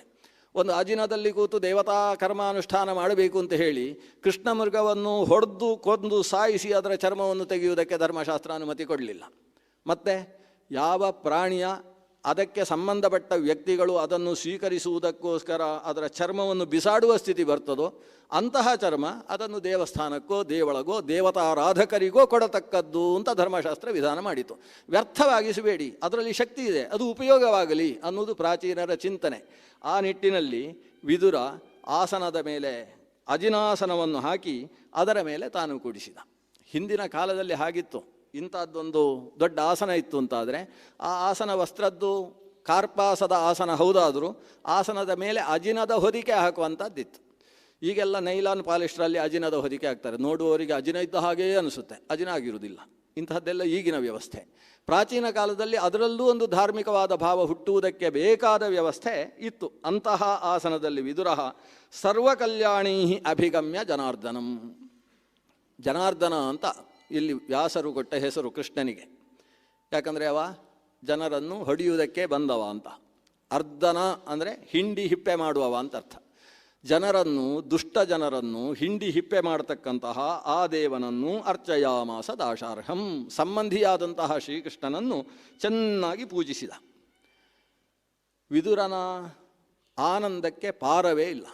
ಯಾಕಂದರೆ ಎಲ್ಲರನ್ನೂ ಬಿಟ್ಟು ನಮ್ಮ ಮನೆಗೆ ಬಂದಿದ್ದಾನೆ ಕೃಷ್ಣ ಅಂತ. ಆದರೆ ಅದರ ಹಿನ್ನೆಲೆಯಲ್ಲಿ ಆತನಿಗೆ ನಮ್ಮ ಮನೆಗೆ ಬರ್ತಾನೆ ಅಂತಲಿತ್ತು ಮನಸ್ಸಿನಲ್ಲಿ.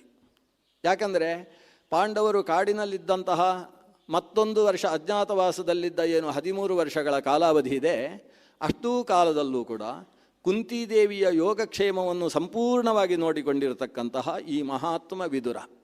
ಆದ್ದರಿಂದ ಪಾಂಡವರ ಕಡೆಯಿಂದ ಕೃಷ್ಣ ಬರ್ತಾ ಇದ್ದಾನೆ, ಬಂದಾಗ ಸೋದರತ್ತೆಯ ದರ್ಶನಕ್ಕೆ ನಮ್ಮ ಕಡೆಗೆ ಬಂದೇ ಬರ್ತಾನೆ ಅಂತ. ಆದರೆ ವಿಶೇಷ ಏನಾಯಿತು ಅಂತೇಳಿದರೆ, ವಿದುರನನ್ನೆಲ್ಲ ಮಾತಾಡಿಸಿದ. ಎಲ್ಲ ಆದ ಮೇಲೆ ನನಗೆ ಕುಂತಿಯನ್ನು ನೋಡಬೇಕಿತ್ತು ಅಂತ ಹೇಳಿದ. ಅಲ್ಲ, ವಿದುರನ ಮನೆಯಲ್ಲೇ ಕುಂತಿ ಇದ್ದರೆ ಮೊದಲು ಕುಂತಿ ಬಂದು ಕೃಷ್ಣನನ್ನು ಸ್ವಾಗತಿಸಬೇಕಿತ್ತು. ಅಲ್ಲಿ ಘಟನೆ ಹಾಗೆ ನಡೀಲಿಲ್ಲ.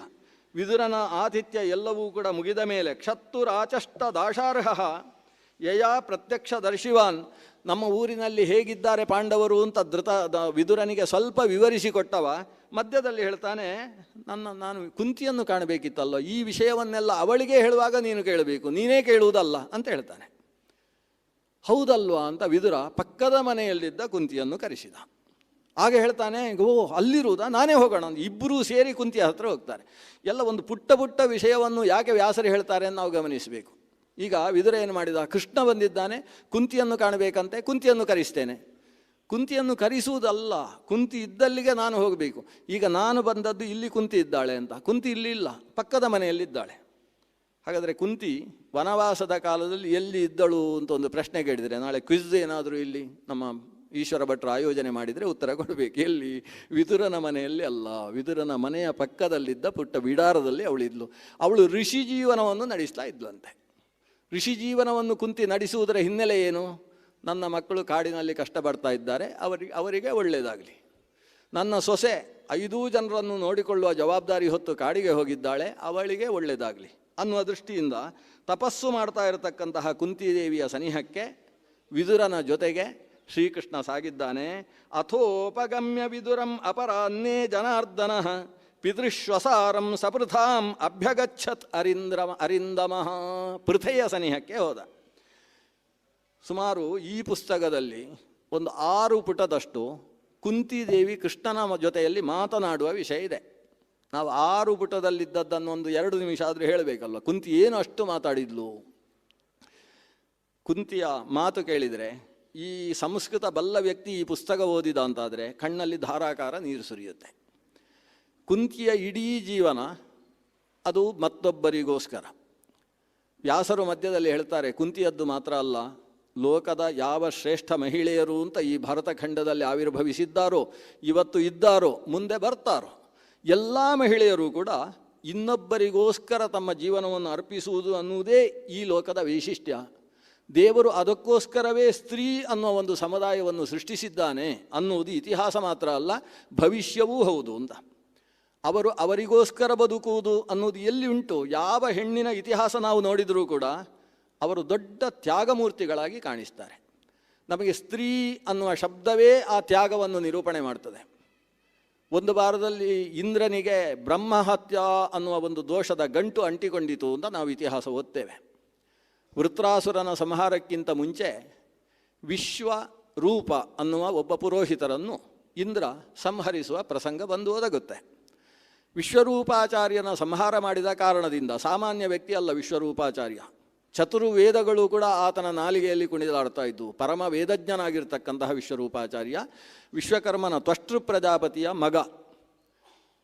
ಆತ ಹೇಗೆ ಸೋಮಯಾಗಗಳನ್ನು ಅಷ್ಟು ಚೆನ್ನಾಗಿ ನಡೆಸ್ತಾ ಇದ್ನೋ ಅಂಥದ್ದೇ ಸೌತ್ರಾಯಣಿ ಮೊದಲಾದಂತಹ ಸುರಾಯುಕ್ತವಾದ ಯಾಗಗಳನ್ನು ಅದೇ ರೀತಿಯಲ್ಲಿ ನಡೆಸ್ತಾ ಇದ್ದ.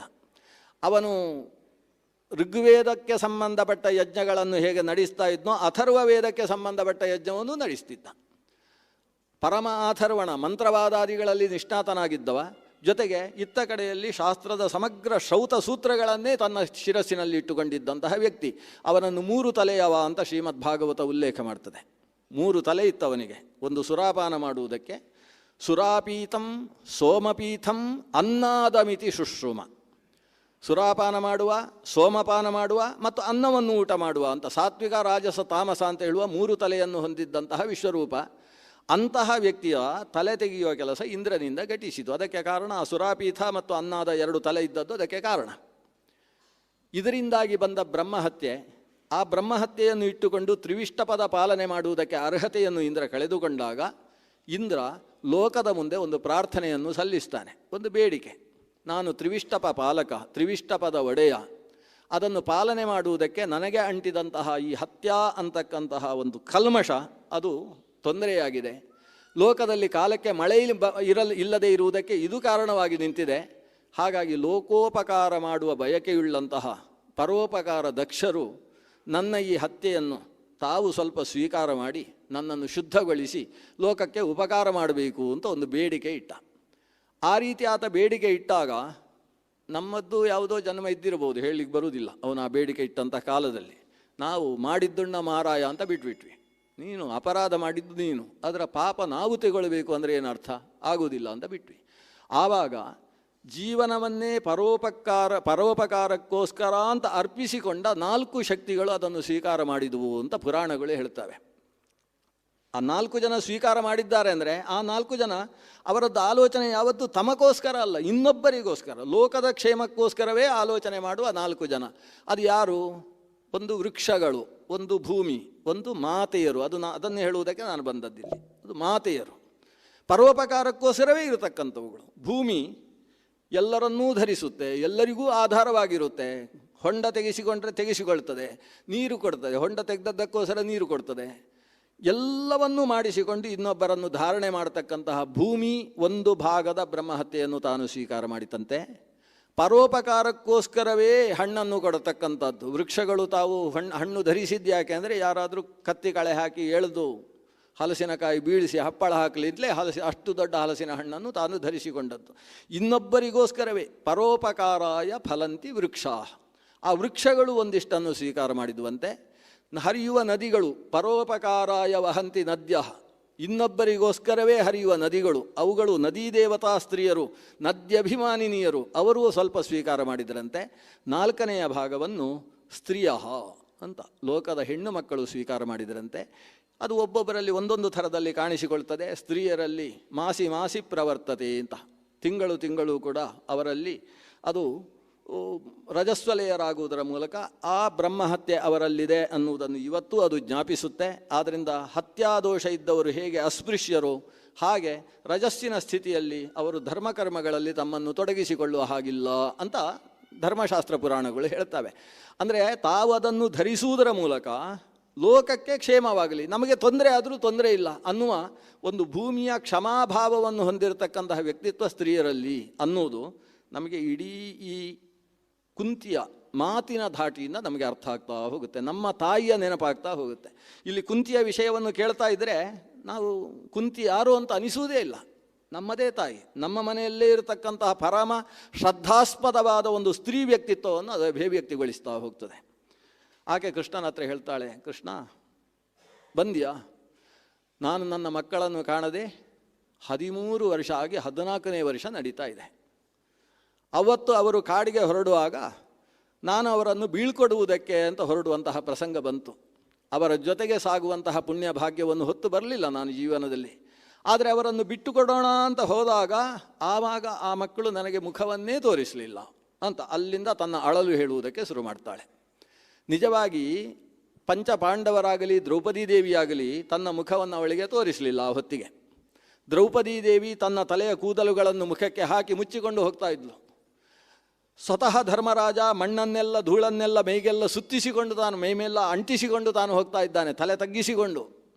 ಯಾಕೆ ಹಾಗೆ ಹೋದ ಅಂದರೆ ತಾನು ಹಿಂತಿರುಗಿ ಯಾರನ್ನಾದರೂ ದುಷ್ಟರಾದ ಕೌರವಾದಿಗಳನ್ನು ನೋಡಿದರೆ ಅವರು ಸುಟ್ಟು ಹೋದಾರು ಅಂತ ಆ ಕೋಪದ ಸ್ಥಿತಿಯಲ್ಲಿ ಅವರನ್ನು ನೋಡಬಾರ್ದು, ಅವರಿಗೆ ತೊಂದರೆ ಆಗಬಾರ್ದು ಅಂತ ತಲೆ ತಗ್ಗಿಸಿಕೊಂಡು ಹೋಗಿದ್ದ. ಇವರು ಯಾರೂ ಕುಂತಿಗೆ ಮುಖ ತೋರಿಸಲಿಲ್ಲ. ಯಾಕೆ ಅಂತೇಳಿದರೆ ತಾಯಿಯಾದಂತಹ ಕುಂತಿ ನಮ್ಮ ಕಣ್ಣಲ್ಲಿ ಇಳಿತಾ ಇರತಕ್ಕಂತಹ ಈ ನೀರಿನ ಹನಿಯನ್ನು ನೋಡಿ ಇನ್ನು 13 ವರ್ಷ ಕಳಿಬೇಕಲ್ವ, ಅಷ್ಟು ಕಾಲ ಇವಳು ಕಷ್ಟದಲ್ಲಿ ಮಕ್ಕಳು ಹತ್ತುಕೊಂಡು ಹೋಗಿದ್ದಾರಲ್ವಾ ಅಂತ ಆಳುವಂತಹ ಸ್ಥಿತಿ ಬರ್ತದೆ. ಅಮ್ಮನಿಗೆ ತೊಂದರೆ ಆಗಬಾರ್ದು. ಇದು ಒಂದು ಪರಸ್ಪರ ಮನಸ್ಸುಗಳ ಸಂಬಂಧ. ಈ ಸಂಬಂಧದ ಕಾರಣ ಇಲ್ಲೇ ಈ ತಾಯಿ ಅವಳಿಗೆ ಇನ್ನಷ್ಟು ಕ್ಲೇಶ. ಏನಂದರೆ ಆ ಮಕ್ಕಳು ಎಲ್ಲಿ ನನ್ನನ್ನು ನೋಡಿದಾಗ ಅವರ ಮುಖದಲ್ಲಿದ್ದ ಅಳುವನ್ನು ನಾನು ಕಂಡು ನಾನು ದುಃಖ ಪಡ್ತೇನೆ ಅಂತ ಹೇಳಿ ನನಗೆ ದುಃಖ ಆಗಬಾರ್ದು ಅಂತ ಹೇಳಿ ಹಾಗೆ ಮುಖ ಮುಚ್ಚಿಕೊಂಡು ಹೋದ್ರಲ್ವಾ ಅಂತ ಇವಳು ಅಳೋದು. ಒಂದು ಪರಸ್ಪರ ಭಾವ, ಅದನ್ನು ಅಷ್ಟು ಸ್ಫುಟವಾಗಿ ನಮ್ಮ ವ್ಯಾಸರು ನಮ್ಮ ಮುಂದೆ ತೆರೆದಿಡ್ತಾರೆ. ಆ ತಾಯಿ ಕೃಷ್ಣನ ಮುಂದೆ ಹೇಳ್ತಾಳೆ, ಹೇಗಿದ್ದಾನೆ ನನ್ನ ದೊಡ್ಡ ಮಗ ಧರ್ಮರಾಜ? ಧರ್ಮರಾಜ ಆದರೂ ಗಟ್ಟಿ ಇರ್ತಾನೆ ಬಿಡು ಅಂತ ಅವರ ಇತಿಹಾಸ ಎಲ್ಲ ಇವಳಿಗೆ ಗೊತ್ತು, ಯಾರು ಹೇಗಿರ್ತಾರೆ ಅಂತ ಗೊತ್ತು. ಅದನ್ನು ಬಿಚ್ಚಿ ಬಿಚ್ಚಿ ಹೇಳ್ತಾಳೆ. ಧರ್ಮರಾಜನಿಗೇನು ಕಷ್ಟ ಇಲ್ಲ, ಅವನು ಧರ್ಮ ಅಂತ ಹೇಳಿ ಏನು ಬಂದರೂ ಕೂಡ ಒಪ್ಪಿಕೊಳ್ತಾನೆ. ಹಾಗಿರಬೇಕು ನೋಡು, ನಾನು ಆ ಧರ್ಮರಾಜನ ಹಾಗಿಲ್ಲೂ ಅಲ್ಲ, ಅದು ನನ್ನ ತೊಂದರೆ ಅಂತ ಅವಳು ತನ್ನನ್ನು ಹೇಳ್ಕೊಳ್ತಾಳೆ. ಧರ್ಮರಾಜ ಚೆನ್ನಾಗಿರ್ತಾನೆ ಯಾಕೆ? ಯಾಕಂದರೆ ಅವನು ಕರ್ಮ ಸಿದ್ಧಾಂತದಲ್ಲಿ ದೃಢ ನಂಬಿಕೆಯುಳ್ಳವ. ಕರ್ಮ ಸಿದ್ಧಾಂತದಲ್ಲಿ ನಮಗೆಲ್ಲ ಗೊತ್ತು, ಕರ್ಮ ಸಿದ್ಧಾಂತ ನಾನು ಏನು ಇವತ್ತು ಅನುಭವಿಸುವುದಿದ್ದರೂ ಅದು ಜನ್ಮಾಂತರದಲ್ಲಿ ಮಾಡಿದ ಕರ್ಮ, ಇದು ನಮ್ಗೆ ಗೊತ್ತಿದ್ದರೂ ಅದರಲ್ಲಿ ದಾರ್ಢ್ಯ ಇಲ್ಲ. ನಾವೇನಾದರೂ ಕಷ್ಟ ಆಯಿತು ಅಂದರೆ ಯಾರಿಂದ ಕಷ್ಟ ಆದದ್ದು ಅಂತ ವಿವೇಚಿಸಿ ಅವನನ್ನು ಜೀವನದಲ್ಲಿ ಬದುಕಲಿಕ್ಕೆ ಬಿಡಬಾರ್ದು ಅಂತ ಅವರ ಮೇಲೆ ಹಾರಿ ಹೋಗುವವರು. ವಸ್ತುತಃ ಅವನು ಇವತ್ತು ಯಾಕೆ ನನಗೆ ಈ ತಪ್ಪು ಮಾಡಿದ, ತೊಂದರೆ ಯಾಕೆ ಮಾಡಿದ? ನಾನು ಜನ್ಮಾಂತರದಲ್ಲಿ ಅವನಿಗೆ ಮಾಡಿರಬೇಕು. ಮತ್ತೆ ಇವತ್ತು ಮತ್ತೆ ಅವನ ಮೇಲೆ ಎದ್ದು ಹಾರಿ ಹೋದರೆ ಮುಂದಿನ ಜನ್ಮದಲ್ಲಿ ಅದೇ ಹಿಂತಿರುಗುತ್ತೆ. ಹೀಗೆ ಯೋಚಿಸ್ಬೋದಲ್ಲ. ಆ ಧರ್ಮರಾಜ ಹಾಗೆ ಯೋಚಿಸ್ತಾನೆ. ಯಾರು ಕರ್ಮ ಸಿದ್ಧಾಂತದ ದಾರ್ಢ್ಯ ಉಳ್ಳವರೋ ಅವರಿಗೆ ಜೀವನದಲ್ಲಿ ಕಷ್ಟವೇ ಇಲ್ಲ, ಎಲ್ಲವನ್ನೂ ಒಪ್ಪಿಕೊಂಡು ಹೋಗ್ತಾರೆ. ಅವರ ತಲೆಯೇ ಮತ್ತೊಬ್ಬರು ಕತ್ತರಿಸಿ ಕೆಳಕ್ಕೆ ಹಾಕಿದರೂ ಕೂಡ ನಾನು ಜನ್ಮಾಂತರದಲ್ಲಿ ಅವನ ತಲೆ ಕತ್ತರಿಸಿ ಇರ್ತೇನೆ, ಅದೇ ರೀತಿ ನನ್ನ ಕರ್ಮ ಬರ್ದಿದೆ ಅಂತಾದರೆ ಇವತ್ತು ತಲೆ ಬೀಳಬೇಕಲ್ವ ಅವನ ಕೈಯಿಂದ ಅನ್ನುವ ದೃಷ್ಟಿಯಲ್ಲಿ ನಿಲ್ಲತಕ್ಕಂತಹ ವ್ಯಕ್ತಿತ್ವ ಧರ್ಮರಾಜನದ್ದು. ಆದ್ದರಿಂದ ಅವ ಖುಷಿಯಾಗಿರ್ತಾನೆ ಬಿಡು, ಅವನ ಬಗ್ಗೆ ನನಗೆ ಅಷ್ಟು ಯೋಚನೆ ಇಲ್ಲ. ಆದರೆ ಭೀಮನ ಬಗ್ಗೆ ಹೇಳ್ತಾಳೆ, ಅವನಿಗೆ ಎಲ್ಲ ಊಟ ಸರಿಯಾಗಿ ಹಾಕ್ತಾ ಇದ್ದಾರೋ ಅಂತ ಕೇಳ್ತಾಳೆ. ನೋಡಿ, ತಾಯಿಯ ವಿಷಯ, ತಾಯಿ ಯಾವತ್ತೂ ಯೋಚಿಸುವುದು ಮಕ್ಕಳ ಹೊಟ್ಟೆಯ ಬಗ್ಗೆ. ಮೊದಲ ಯೋಚನೆ ಹೊಟ್ಟೆ, ಆಮೇಲೆ ಶಾಲೆಯಲ್ಲಿ ಎಷ್ಟು % ಬಂತು ಎಲ್ಲ ನಂತರ. ಅದನ್ನೆಲ್ಲ ನೋಡುವವ ಅಪ್ಪ. ಶಾಲೆಯಿಂದ ಮಗು ಬಂದಾಗ ಮಗು ಎದುರುಗಡೆ ಸಿಕ್ಕಿದರೆ ಮೊದಲು ಅಪ್ಪ ಸಿಗುವವ. ಕೇಳ್ತಾನೆ, ಎಲ್ಲ ಶಾಲೆಯಲ್ಲಿ ಸರಿಯಾಗಿ ಪಾಠ ಮಾಡಿದ್ದಾರಾ ಅಂತ ಕೇಳ್ತಾನೆ. ಶಾಲೆಯಲ್ಲಿ ಸರಿಯಾಗಿ ಪಾಠ ಮಾಡಿದ್ದಾರಾ ಅಂತ ಕೇಳಿದ್ದಾನೆ ಅಂದರೆ ಅರ್ಥ ಏನು? ನಾನು ತಿಂಗಳಿಗೆ ಇಷ್ಟು ಸಾವಿರ ಕೊಡ್ತಾ ಇದ್ದೇನೆ, ಪಾಠ ಮಾಡದೆ ಹೋದರೆ ನಾಳೆ ಹೋಗಿ ಅಲ್ಲಿ ಗಲಾಟೆ ಮಾಡ್ತೇನೆ ಅಂತ. ಅವರು ಪಾಠ ಮಾಡುವುದು ಅವರ ಕರ್ಮ, ನಾನು ದುಡ್ಡು ಕೊಡುವುದಿಲ್ವಾ? ಇದು ತಾರ್ಕಿಕವಾದ ಬೌದ್ಧಿಕ ವಿವೇಚನೆ. ಇಲ್ಲಿ ಬುದ್ಧಿ ಕೆಲಸ ಮಾಡಿದ್ದು. ಅದೇ ನಂತರದಲ್ಲಿ ತಾಯಿ ಸಿಗ್ತಾಳೆ, ಮಗು ಹಸಿವಾಗ್ತಾ ಉಂಟಾ ಅಂತ ಕರ್ಕೊಂಡು ಹೋಗಿ ಮನೆಯಲ್ಲಿ ಹೋಗಿ ಹಾಲು ಕುಡಿಸ್ತಾಳಲ್ಲ. ಅವಳು ಶಾಲೆಯಲ್ಲೆಲ್ಲ ಪಾಠ ಸರಿ ಆಯಿತಾ, ಅದು ಯಾವುದು ಕೇಳುವುದಿಲ್ಲ. ಕೈಯಲ್ಲಿ ಫೀಟು ಕೋಲೋ ಮತ್ತೊಂದು ಮೀಟ್ರ್ ಕೋಲೋ ಹಿಡ್ಕೊಳ್ಳುವ ಕೆಲಸ ಇಲ್ಲ ಅವಳದು. ಲಟ್ಟಣಿಗೆಯನ್ನು ಹಿಡ್ಕೊಳ್ಳಲ್ಲ ಪಾಪ. ಅವಳು ಹಿಡ್ಕೊಂಡು ಒಳಗೆ ಕರ್ಕೊಂಡು ಹೋಗಿ ಹೊಟ್ಟೆಗೆ ಮೊದಲು ತಿನ್ನಿಸುವ ಕೆಲಸ ಮಾಡ್ತಾಳಲ್ಲ, ಅದು ಭಾವ, ಅದು ಮಾನಸವಾದಂತಹ ಭಾವ. ಭಾವ ಬುದ್ಧಿ ಇವೆರಡರಲ್ಲಿ ಬಹಳ ಭೇದ ಇದೆ. ಕೇವಲ ಭಾವದಿಂದಲೂ ಮನುಷ್ಯ ಉದ್ಧಾರ ಆಗುವುದಿಲ್ಲ. ಕೇವಲ ಭಾವ ಅನೇಕ ಸಂದರ್ಭದಲ್ಲಿ ಟೊಪ್ಪಿ ಹಾಕ್ತದೆ.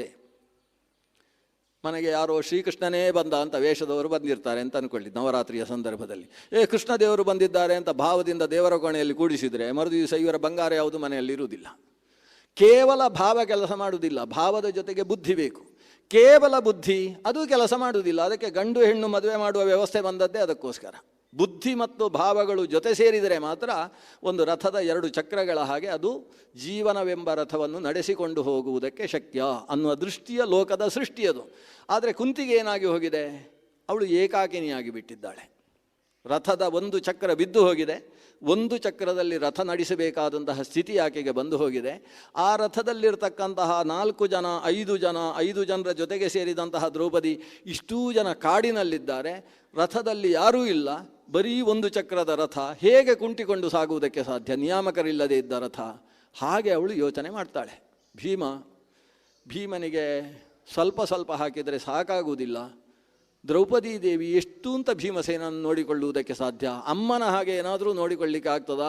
ಭೀಮಸೇನ ಹೇಗೆ ಸೊರಗಿದ್ದಾನೋ ಗಟ್ಟಿ ಇದ್ದಾನೋ ಅಂತ ಕೇಳ್ತಾಳೆ. ಕೃಷ್ಣ ನಗ್ತಾನೆ. ಇವಳು ಕೇಳ್ತಾ ಇದ್ದರೆ ತಾಯಿಯಾಗಿ ಕೇಳುವುದಲ್ವಾ, ಅದು ಭಾವದಿಂದ ಬರುವ ಪ್ರಶ್ನೆ. ಎಲ್ಲಕ್ಕೂ ಉತ್ತರ ಕೊಡಬಾರ್ದು.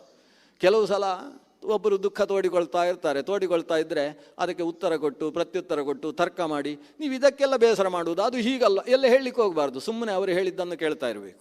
ಕೇಳಿ ಕೊನೆಗೆ ಅಬ್ಬಾ ನಿಮ್ಮದು ಏನು ಕಷ್ಟ ಅಂತ ನನಗೆ ಅರ್ಥ ಆಯಿತು ಅಂತ ಹೇಳಿದರೆ ಸಾಕು, ಅವರಿಗಿದ್ದೆಲ್ಲ ದುಃಖ ಇಳಿದು ಹೋಗುತ್ತೆ ಅಷ್ಟೇ. ಅವರಿಗೇನು ಬೇಕಾಗ್ತದೆ ಅಂದರೆ ಅವರ ಕಷ್ಟವನ್ನು ಇನ್ನೊಬ್ಬರ ಹತ್ರ ಹೇಳಿಕೊಳ್ಳಬೇಕು. ಹೇಳಿಕೊಂಡವರು ಶಾಂತವಾಗಿ ಕೇಳಬೇಕು. ಕೇಳಿ ಅವರು ಕಣ್ಣಲ್ಲಿ ಸ್ವಲ್ಪ ನೀರು ಸುರಿಸಿದರೆ ಇವರಿಗೆಲ್ಲ ದುಃಖ ಹೋಗುತ್ತೆ, ಒಮ್ಮೆ ಖುಷಿಯಾಗ್ತಾರೆ.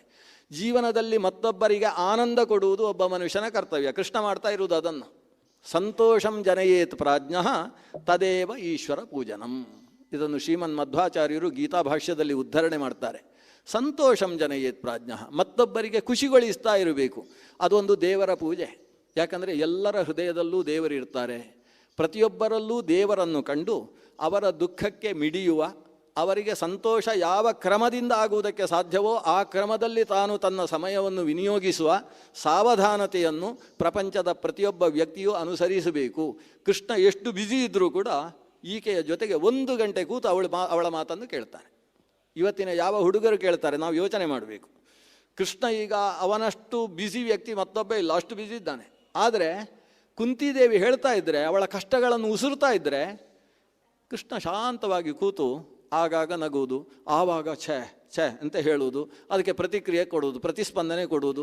ಯಾವ ಪ್ರತಿಸ್ಪಂದನೆಯಿಂದ ಆಕೆಗೆ ಸಮಾಧಾನವಾದಿತ್ತೋ ಆ ರೀತಿಯ ಪ್ರತಿಸ್ಪಂದನೆಯನ್ನು ಕೊಡುವುದು. ತಾನು ಅವಳ ದುಃಖದಲ್ಲಿ ಒಂದಾಗಿ ತಾನೂ ಕೂಡ ಕರಗ್ತಾ ಅವಳ ದುಃಖ ಕೇಳ್ತಾ ಇದ್ದಾನೆ. ಭೀಮಸೇನನ ಬಗ್ಗೆ ಅವಳು ಇಷ್ಟೇ ಹೇಳಿದರೆ ಕೃಷ್ಣ ಒಂದು ಸಲ ಸುಮ್ಮನೆ ನಕ್ಕಿದ್ದಕ್ಕೆ ಅವಳಿಗೆ ಅರ್ಥ ಆಯಿತು. ಓ ಹೌದು ಅಂತ ಹೇಳ್ತಾಳೆ. ಹೌದು, ಭೀಮನಿಗೆ ಇಷ್ಟು ಕೊಟ್ಟರೂ ಕೂಡ ಅವ ಚೆನ್ನಾಗಿರ್ತಾನೆ, ಅಷ್ಟು ಕೊಟ್ಟರೂ ಕೂಡ ಹೊಟ್ಟೆ ತುಂಬಿಸಿಕೊಳ್ತಾನೆ ಅವ ಅಂತ ಇವಳದೇ ಸಮಾಧಾನ ಉಂಟು. ಹಾಗಾದರೆ ಅವಳು ಹೇಳಿದ್ದು ಸುಮ್ಮನೆ ಅವಳ ತಾಯಿಯ ಭಾವವನ್ನು ವ್ಯಕ್ತ ಮಾಡಿದ್ಲು, ನಂತರದಲ್ಲಿ ತಾನೇ ಸಮಾಧಾನ ಮಾಡ್ತಾಳೆ. ಹೌದಲ್ವಾ, ಭೀಮನಿಗೆ ಏನೂ ಕೊಡದೆ ಹೋದರೂ ಗಟ್ಟಿಮುಟ್ಟಾಗಿರ್ತಾನಲ್ವ ಭೀಮಸೇನ. ಅರ್ಜುನನ ಬಗ್ಗೆ ಮಾತ್ರ ಆಕೆ ಗದ್ಗದ ಮುಖಳಾಗಿ ಹೋಗ್ತಾಳೆ. ಪೂರ್ತಿ ಕಣ್ಣಲ್ಲಿ ನೀರು ಹಾಕಿಕೊಂಡು ತ್ಯಕ್ತ್ವಾ ಪ್ರಿಯ ಸುಖೇ ಪಾರ್ಥ ರುದತೀಂ ಅಪಹಾಯ ಮಾಂ ಅಹಾರ್ಷುಶ್ಚ ವನಂ ಯಾಂತಹ ಸಮೂಲಂ ಹೃದಯಂ ಮಮ. ಅವಳು ಹೇಳ್ತಾಳೆ, ಆ ಹೋಗುವಾಗ ಮಧ್ಯದಲ್ಲಿ ಪಾರ್ಥ ಇದ್ದ, ನನ್ನ ಕೊನೆ ಮಗ. ನನಗೆ ಮೊದಲಿಂದಲೂ ಕೂಡ ಅವನ ಮೇಲೆ ಸಿಕ್ಕಾಬಟ್ಟೆ ಪ್ರೀತಿ. ಅವನು ಏನಾದರೂ ಕಣ್ಣಲ್ಲಿ ನೀರು ಹಾಕಿದ ಅಂತೇಳಿದರೆ ಆ ದಿವಸ ಪೂರ್ತಿ ನಾನು ನಿದ್ದೆ ಮಾಡ್ತಾ ಇರಲಿಲ್ಲ. ಅಂತಹ ಪಾರ್ಥ ತಾನು ಕಾಡಿಗೆ ಹೋಗುವಾಗ ಅವನು ಮಾತ್ರ ಹೋದದ್ದಲ್ಲ, ನನ್ನ ಮನಸ್ಸನ್ನೆಲ್ಲ ಕಿತ್ತುಕೊಂಡು ಹೋಗಿಬಿಟ್ಟಿದ್ದಾನೆ. ನಾನಿಲ್ಲ, ನಾನು ಮಾತ್ರ, ಇಲ್ಲಿ ದೇಹ ಮಾತ್ರ ಇಲ್ಲಿರುವುದು, ಪ್ರೇತದ ಹಾಗೆ ಈ ದೇಹ ಇರುವುದು. ಇಲ್ಲಿಯ ಮನಸ್ಸು ಅವರು ಪಾಂಡವರೆಲ್ಲ ಕಿತ್ತುಕೊಂಡು ಹೋಗಿದ್ದಾರೆ. ಅದರಲ್ಲಿ ವಿಶೇಷವಾಗಿ ಅರ್ಜುನ ನನ್ನ ಮನಸ್ಸನ್ನು ಕಿತ್ತುಕೊಂಡು ಹೋಗಿದ್ದಾನೆ. ಅರ್ಜುನನ ಬಗ್ಗೆಯೇ ನನ್ನ ಯೋಚನೆ. ಅವನು ಕಾಡಿನಲ್ಲಿ ತಪಸ್ಸು ಬೇರೆ ಮಾಡಿದಂತೆ. ಈಗ ಹೇಗಿದ್ದಾನೆ? ಮೊದಲು ಇದ್ದಾಗೆ ದಷ್ಟಪುಷ್ಟ ಇದ್ದಾನೋ ಅಥವಾ ಪೂರ್ತಿ ತೆಳ್ಳಗಾಗಿದ್ದಾನೋ? ಅವನು ಒಂದು 5 ವರ್ಷ ನಿದ್ದೆ ಮಾಡಲಿಲ್ಲ ಅಂತ ಇಲ್ಲಿ ಕೆಲವರು ಮಾತಾಡಿಕೊಳ್ತಾ ಇದ್ದರು. ನನ್ನ ವಿದುರ ಹೇಳಿದ 5 ವರ್ಷ ನಿದ್ದೆ ಇಲ್ಲಂತೆ. 1 ದಿವಸ ನಿದ್ದೆ ಮಾಡದೆ ಹೋದರೆ ಮನುಷ್ಯ ನಿತ್ರಾಣ ಆಗ್ತಾನೆ, ಅಂತಲ್ಲಿ ಅರ್ಜುನ 5 ವರ್ಷ ನಿದ್ದೆ ಮಾಡದೆ ತಪಸ್ಸು ಮಾಡಿದ್ದಾನ. ಏನು ಕಥೆ ಅವನದ್ದು? ಇಷ್ಟು ಹೇಳ್ತಾನೆ. ಕೃಷ್ಣ ಸುಮ್ಮನೆ ಕೇಳಿಸಿಕೊಳ್ತಾನೆ. ಇದಷ್ಟೇ, ಅವಳು ಹೇಳಿದ್ದನ್ನು ಕೇಳಿಸಿಕೊಳ್ಬೇಕು. ಪಕ್ಷ್ಮ ಸಂಪಾದಜೆ ಕಾಲೇ ನಕುಲೇನ ವಿನಾಕೃತ. ಇನ್ನೊಮ್ಮೆ ಬಿಕ್ಕಳಿಸ್ತಾಳೆ ಕುಂತಿ. ನಕುಲ ಸಹದೇವರ ಬಗ್ಗೆ ಬಿಕ್ಕಳಿಕೆ. ನನಗೆ ಈ 3 ಜನ ಪಾಂಡವರಿಗಿಂತ ನಕುಲ ಸಹದೇವರ ಬಗ್ಗೆ ಭಾರೀ ಆಲೋಚನೆ. ಯಾಕೆ ಅಂತೇಳಿದರೆ, ವಸ್ತುತಃ ಮಕ್ಕಳ ದುಃಖದ ಸ್ಥಿತಿ ಏನು ಅಂತೇಳಿದರೆ, ತಂದೆ ತಾಯಿಯರು ಇಲ್ಲ ಅಂತಾದಾಗ ಮಕ್ಕಳಿಗೆ ದುಃಖದ ಸ್ಥಿತಿ ಉಂಟಾಗ್ತದೆ. ಈಗ ಈ ಇಷ್ಟೂ ಮಕ್ಕಳು ವಿನಾ ಪಿತ್ರ, ತಂದೆಯನ್ನು ಕಳೆದುಕೊಂಡವರು ಇಷ್ಟೇ. ಆದರೆ ನಕುಲ ಸಹದೇವರ ಸ್ಥಿತಿ ಹಾಗಲ್ಲ ಅಲ್ವಾ, ಅವರು ತಾಯಿಯನ್ನೂ ಕಳೆದುಕೊಂಡವರು.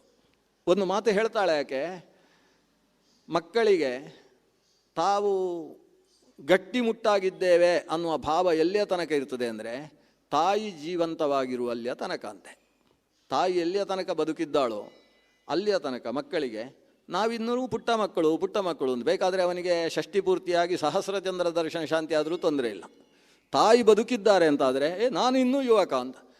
ಅಕಸ್ಮಾತ್ ಸಹಸ್ರಚಂದ್ರ ದರ್ಶನ ಎಲ್ಲ ಆಯಿತು, ಎಲ್ಲ ಮುಗೀತು, ನಂತರ 82, 83, 84, 85 ಆಯಿತು. ಆಮೇಲೆ ತಾಯಿ 99ನೇ ವಯಸ್ಸಿನಲ್ಲಿ ತೀರಿ ಹೋದರು ಅಂತ ಅಂದ್ಕೊಳ್ಳಿ. ಅವತ್ತಿಗೆ ನಾನು ಮುದುಕಾಗಿ ಹೋದೆ ಅಂತ ಆವಾಗ ಗೊತ್ತಾಗುತ್ತೆ ಅಂತೆ. ಅಲ್ಲಿಯ ತನಕ ಅದೇ ಒಬ್ಬ ವ್ಯಕ್ತಿ 45, 46 ವಯಸ್ಸಿಗೆ ತಾಯಿ ತೀರಿಕೊಂಡ್ರು ಅಂತಾದರೆ ಅವನಿಗೆ ಅವತ್ತಿನಲೇ ನಾನು ಹಿರಿಯಾಗಿಬಿಟ್ಟೆ, ನಾನು ಮುದುಕ ಆಗ್ತಾ ಬಂದೆ ಅಂತ ಭಾವನೆ ಶುರುವಾಗ್ತದಂತೆ. ಇದೊಂದು ಸೈಕಾಲಜಿ. ಇದು 100ಕ್ಕೆ 100 ವಾಸ್ತವ ಸೈಕಾಲಜಿ ಅಂತ ಇವತ್ತಿನ ಮನಃಶಾಸ್ತ್ರೀಯ ವಿವೇಚನೆಗಳು ಹೇಳ್ತವೆ. ತಾಯಿ ಬದುಕಿರುವಲ್ಲಿಯ ತನಕ ಮಕ್ಕಳಿಗೆ ವೃದ್ಧಾಪ್ಯ ಬರುವುದೇ ಇಲ್ಲ ಅನ್ನುವುದು ಒಂದು ಸ್ಥಿತಿ. ಇವತ್ತು ನಕುಲ ಸಹದೇವರು ತಾಯಿಯನ್ನೂ ಕಳೆದುಕೊಂಡವರು, ಮಾದ್ರಿಯೂ ಕೂಡ ಇವತ್ತು ಇಲ್ಲ. ಆದ್ದರಿಂದ ಅವರ ಸಂಪೂರ್ಣ ಪೋಷಣೆಯ ಜವಾಬ್ದಾರಿ ನನ್ನ ಮೇಲೆ ಇರತಕ್ಕಂಥದ್ದು.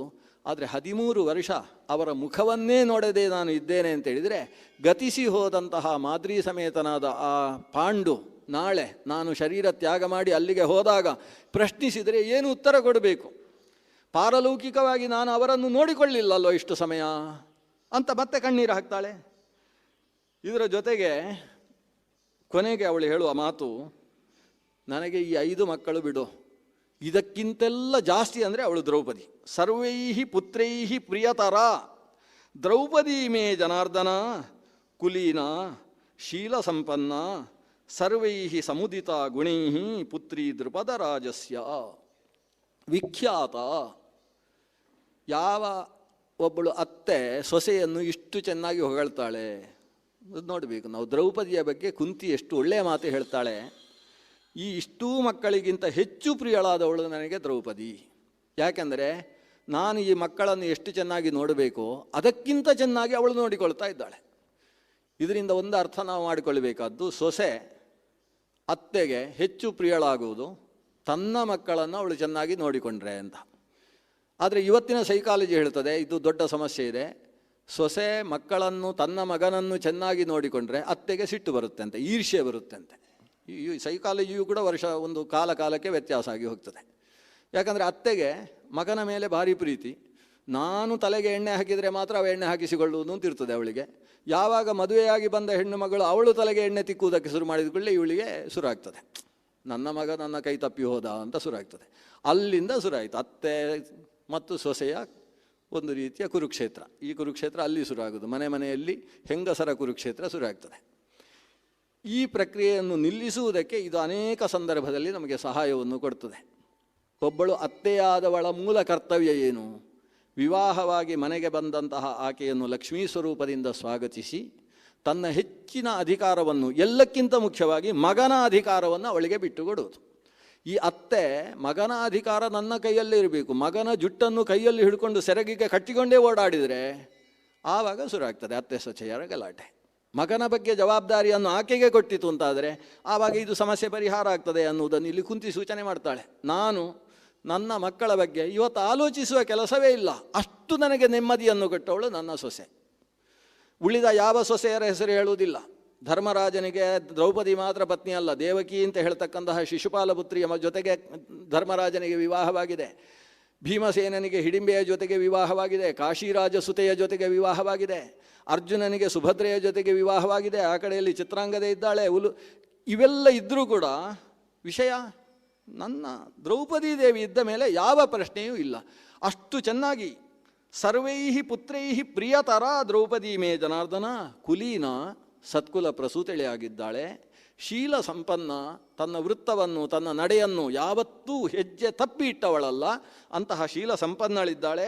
ಸರ್ವೈ ಗುಣೈ ಸಮುದಿತ, ಒಂದು ಹೆಣ್ಣಿನಲ್ಲಿ ಯಾವ ಯಾವ ಗುಣಗಳು ಬೇಕು ಅಂತಿದೆಯೋ, ಒಬ್ಬ ರಾಜಕನ್ನಿಕೆಯಾಗಿ, ರಾಜಪತ್ನಿಯಾಗಿ, ರಾಜಮಾತೆಯಾಗಿ ಒಬ್ಬಳು ಹೇಗೆ ಬದುಕಬೇಕು ಆ ಎಲ್ಲ ಗುಣ ಇದೆ.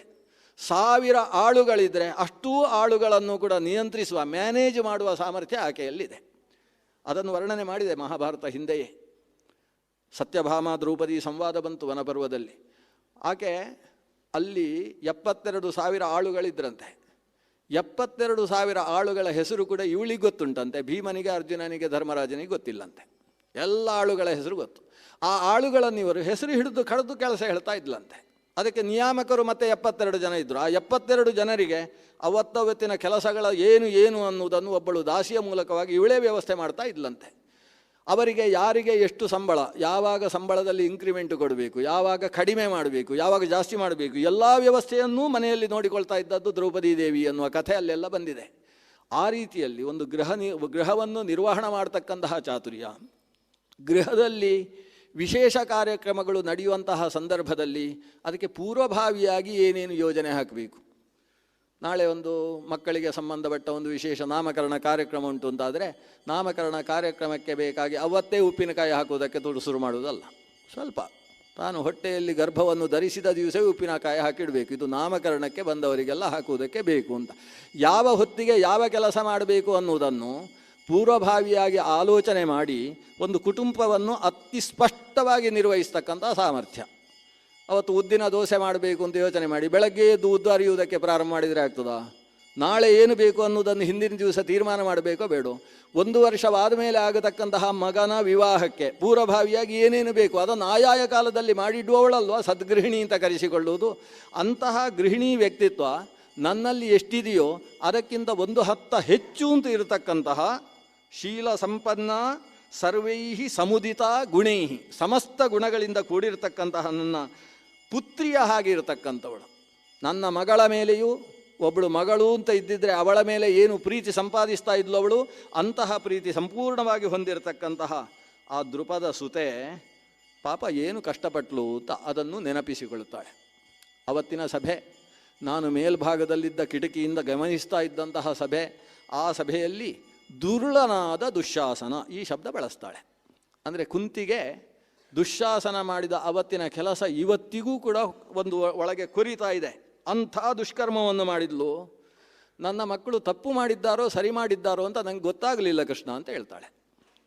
ಆಗ ಕೈಕಟ್ಟಿ ಕೂತಿದ್ರಲ್ವ ನನ್ನ 5 ಜನ ಮಕ್ಕಳು, ಅವರು ಸರಿ ಮಾಡಿದ್ದು ಅಂತ ಅನಿಸುತ್ತೆ ನನಗೆ, ಯಾಕಂದರೆ ಧರ್ಮರಾಜ ತಪ್ಪು ಮಾಡುವುದಿಲ್ಲ. ಆದರೆ ಆ ದ್ರೌಪದಿಯ ಆ ಪ್ರಸಂಗವನ್ನು ಆಲೋಚನೆ ಮಾಡಿದರೆ ನನ್ನ ಮಕ್ಕಳು ತಪ್ಪು ಮಾಡಿದ್ದಾರಲ್ವ ಅಂತ ನನಗೆ ಅನಿಸ್ತಾ ಉಂಟು. ನಾನು ಹೆಣ್ಣಾಗಿ ಆಲೋಚನೆ ಮಾಡ್ತೇನೆ, ಅವರು ತಪ್ಪು ಮಾಡಿದ್ದಾರಲ್ವ ಕೃಷ್ಣ. ಆದರೆ ತಪ್ಪು ಮಾಡಿದರೂ ಕೂಡ ನನ್ನ ಗಂಡಂದಿರು ತಪ್ಪಿತಸ್ಥರು ಅಂತ ಆಕೆ ಹೇಳಲಿಲ್ಲಲ್ವ ಆ ಸಭೆಯಲ್ಲಿ, ಅದನ್ನು ಹೊಗಳ್ತಾಳೆ. ಆ ಸಭೆಯಲ್ಲಿ ವಸ್ತುತಃ ನನ್ನ ಮಕ್ಕಳು ಆಕೆಯ ಸಂರಕ್ಷಣೆಗೆ ನಿಲ್ಲಬೇಕಿತ್ತು. ಇನ್ಯಾರೂ ರಕ್ಷಣೆ ಮಾಡದೇ ಇರುವಂತಹ ಸ್ಥಿತಿ ಬಂದಾಗ ಆಕೆ ತನ್ನ ಗಂಡಂದಿರು ನಿರ್ವೀರ್ಯರು, ಅಂಥವರು ಅಂತ ಅವರನ್ನು ಏನು ಕಿಂಚಿತ್ತೂ ಬಯ್ಯದೆ ಆ ಸಭೆಯಲ್ಲಿ ಧರ್ಮದ ಪ್ರಶ್ನೆಯನ್ನು ಇದ್ದಂತಹ ಜ್ಯೇಷ್ಠರಲ್ಲಿ ಮಾಡಿದ್ದಾಳೆ. ಈ ಸ್ಥಿತಿಯಲ್ಲಿ ಅವಳನ್ನು ನೋಡಿದಾಗ ನಮ್ಮ ಕುಟುಂಬದ ಮರ್ಯಾದೆಯನ್ನು ಅವತ್ತು ಅಲ್ಲಿ ರಕ್ಷಿಸಿದ್ಲು. ಕೃಷ್ಣ, ಆ ಸಮಯದಲ್ಲೂ ನಮ್ಮ ಮರ್ಯಾದೆಯನ್ನು ರಕ್ಷಿಸಿದವ ನೀನು.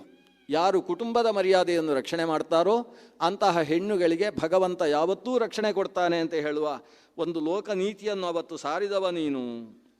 ಬಾಲಾಂ ಮಮಾರ್ಯಕಸ್ತುಷ್ಯನ್ ಕ್ರೀಡಂತೀಂ ಕಂದುಕಸ್ಥಿತಾಂ. ಎಂಥ ನನ್ನ ಪರಿಸ್ಥಿತಿ ಕೃಷ್ಣ. ನಾನು ದ್ರೌಪದಿಯ ಬಗ್ಗೆ ಆಲೋಚನೆ ಮಾಡ್ತಾ ನಿದ್ದೆ ಮಾಡಲಿಲ್ಲ. ಯಾವಾಗ ಇದಕ್ಕೆ ಪ್ರತಿಯಾಗಿ ನನ್ನ ಮಕ್ಕಳು ತೀರಿಸಿಕೊಳ್ತಾರೆ ಅಂತ ಕಾಯ್ತಾ ಇದ್ದೇನೆ ಅನ್ನುವ ಕ್ಷಾತ್ರ ಭಾವವನ್ನು ಈಗ ಕುಂತಿದೇವಿ ಅಭಿವ್ಯಕ್ತಿಗೊಳಿಸ್ತಾಳೆ. ಅವಳು ಹೇಳ್ತಾಳೆ, ನನ್ನ ಜೀವನದ ಸ್ಥಿತಿಯೇ ಹೀಗಾಗಿ ಹೋಯಿತು. ಪುಟ್ಟ ಹುಡುಗಿ ನಾನು, ಇನ್ನೂ 5 ವರ್ಷ ಮುಗಿದು 6ನೇ ವರ್ಷಕ್ಕೆ ಕಾಲಿಡ್ತಾ ಇದ್ದೆ. ಶೂರ ಅಂತ ಹೇಳ್ತಕ್ಕಂತಹ ಒಬ್ಬ ರಾಜನ ಮನೆಯಲ್ಲಿ ಹುಟ್ಟಿದವಳು, ವಸುದೇವನಿಗೆ ತಂಗಿಯಾಗಿ ಆವಿರ್ಭವಿಸಿದವಳು.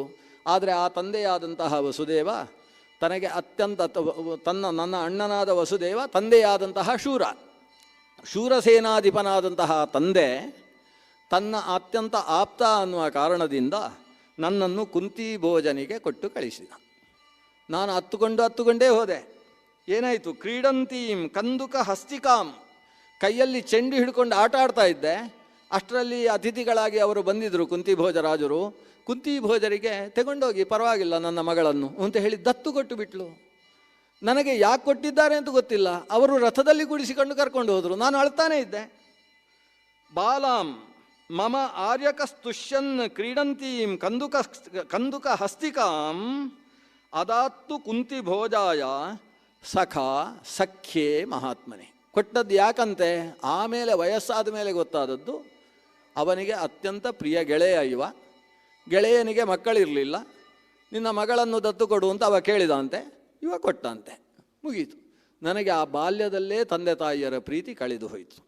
ತಂದೆ ತಾಯಿ ಅವರು ಯಾವ ರೀತಿ ಪ್ರೀತಿಸ್ತಾರೆ, ಅವರ ಮಡಿಲಲ್ಲಿ ಕುಳಿತಾಗ ಎಂತಹ ಒಂದು ವಿಶಿಷ್ಟವಾದ ಅನುಭವ ಉಂಟಾಗ್ತದೆ, ಅದೆಲ್ಲವನ್ನು ನಾನು ಅನುಭವಿಸಿದೆ. ಸಾಹಂ ಪಿತ್ರಾಚ ನಿಕೃತ ಶ್ವಶುರೈಶ್ಚ ಪರಂತಪ.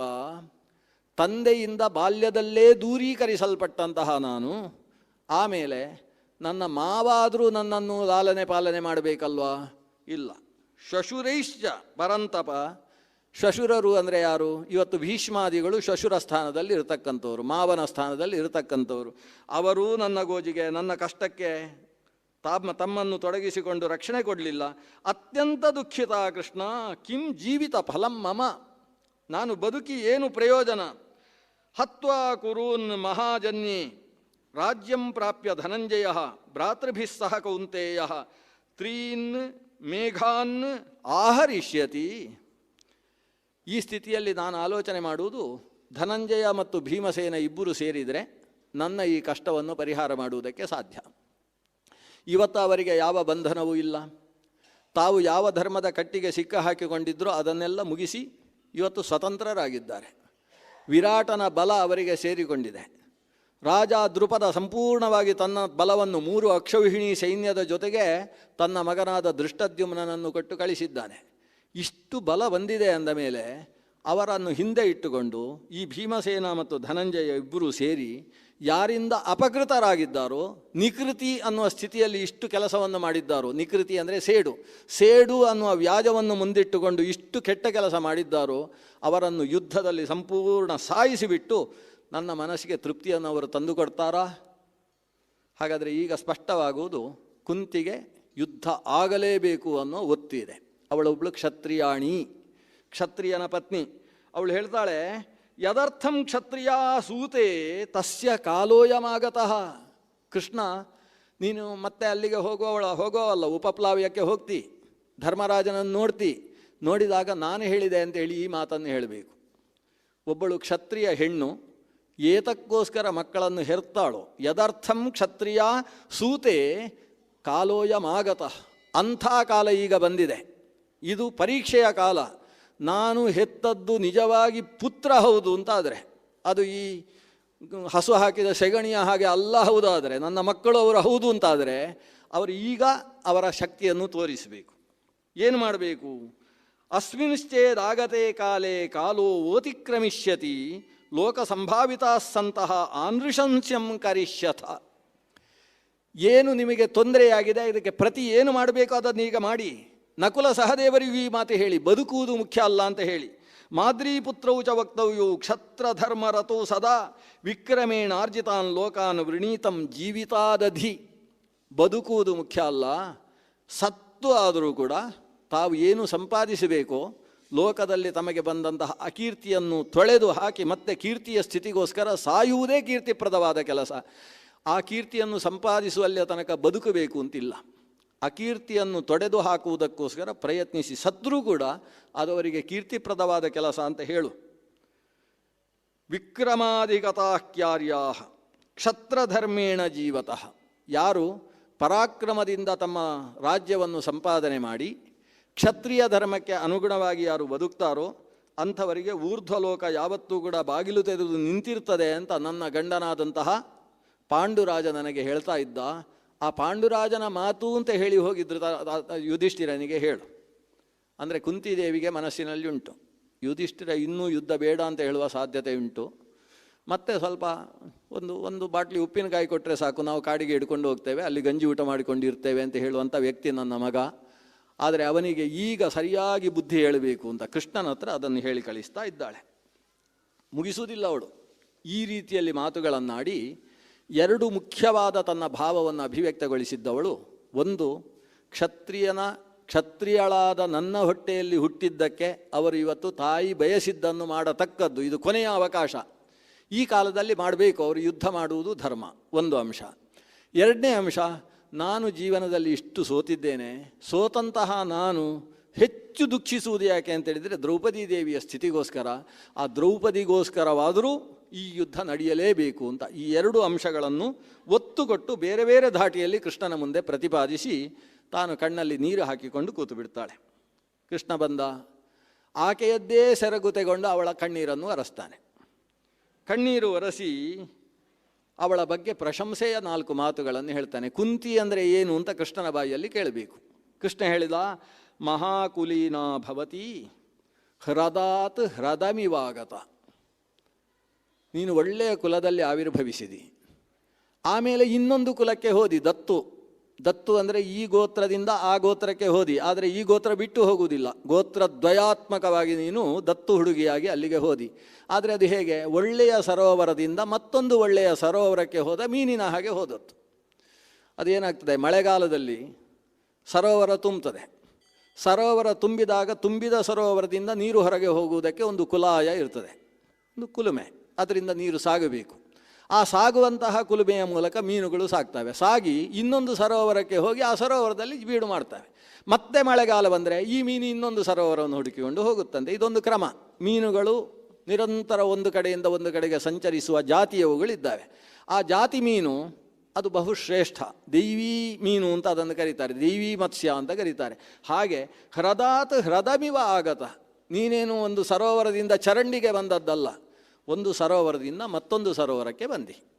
ವೀರಸೇನನ ಮನೆಯಿಂದ, ಅಂದರೆ ಶೂರಸೇನ ರಾಜ ಶೌರಿ ಆತನ ಮನೆಯಿಂದ ಮತ್ತೆ ಕುಂತಿ ಭೋಜನ ಮನೆಗೆ ಬಂದಿ. ಅಲ್ಲಿಂದ ಮತ್ತೆ ಹೃದಾತ್ ಹೃದಮಿವಾಗತ, ಅಲ್ಲಿಂದ ನೀನು ಎಲ್ಲಿಗೆ ಬಂದದ್ದು? ಹಸ್ತಿನಪುರದ ಕುಟುಂಬಕ್ಕೆ ಬಂದಿಯಾ, ಪಾಂಡುವಿಗೆ ಪತ್ನಿಯಾಗಿ ಬಂದಿಯಲ್ಲ, ಮತ್ತೆ ಅಲ್ಲಿಂದ ಇನ್ನೊಂದು ಸರೋವರಕ್ಕೆ ಬಂದಿ.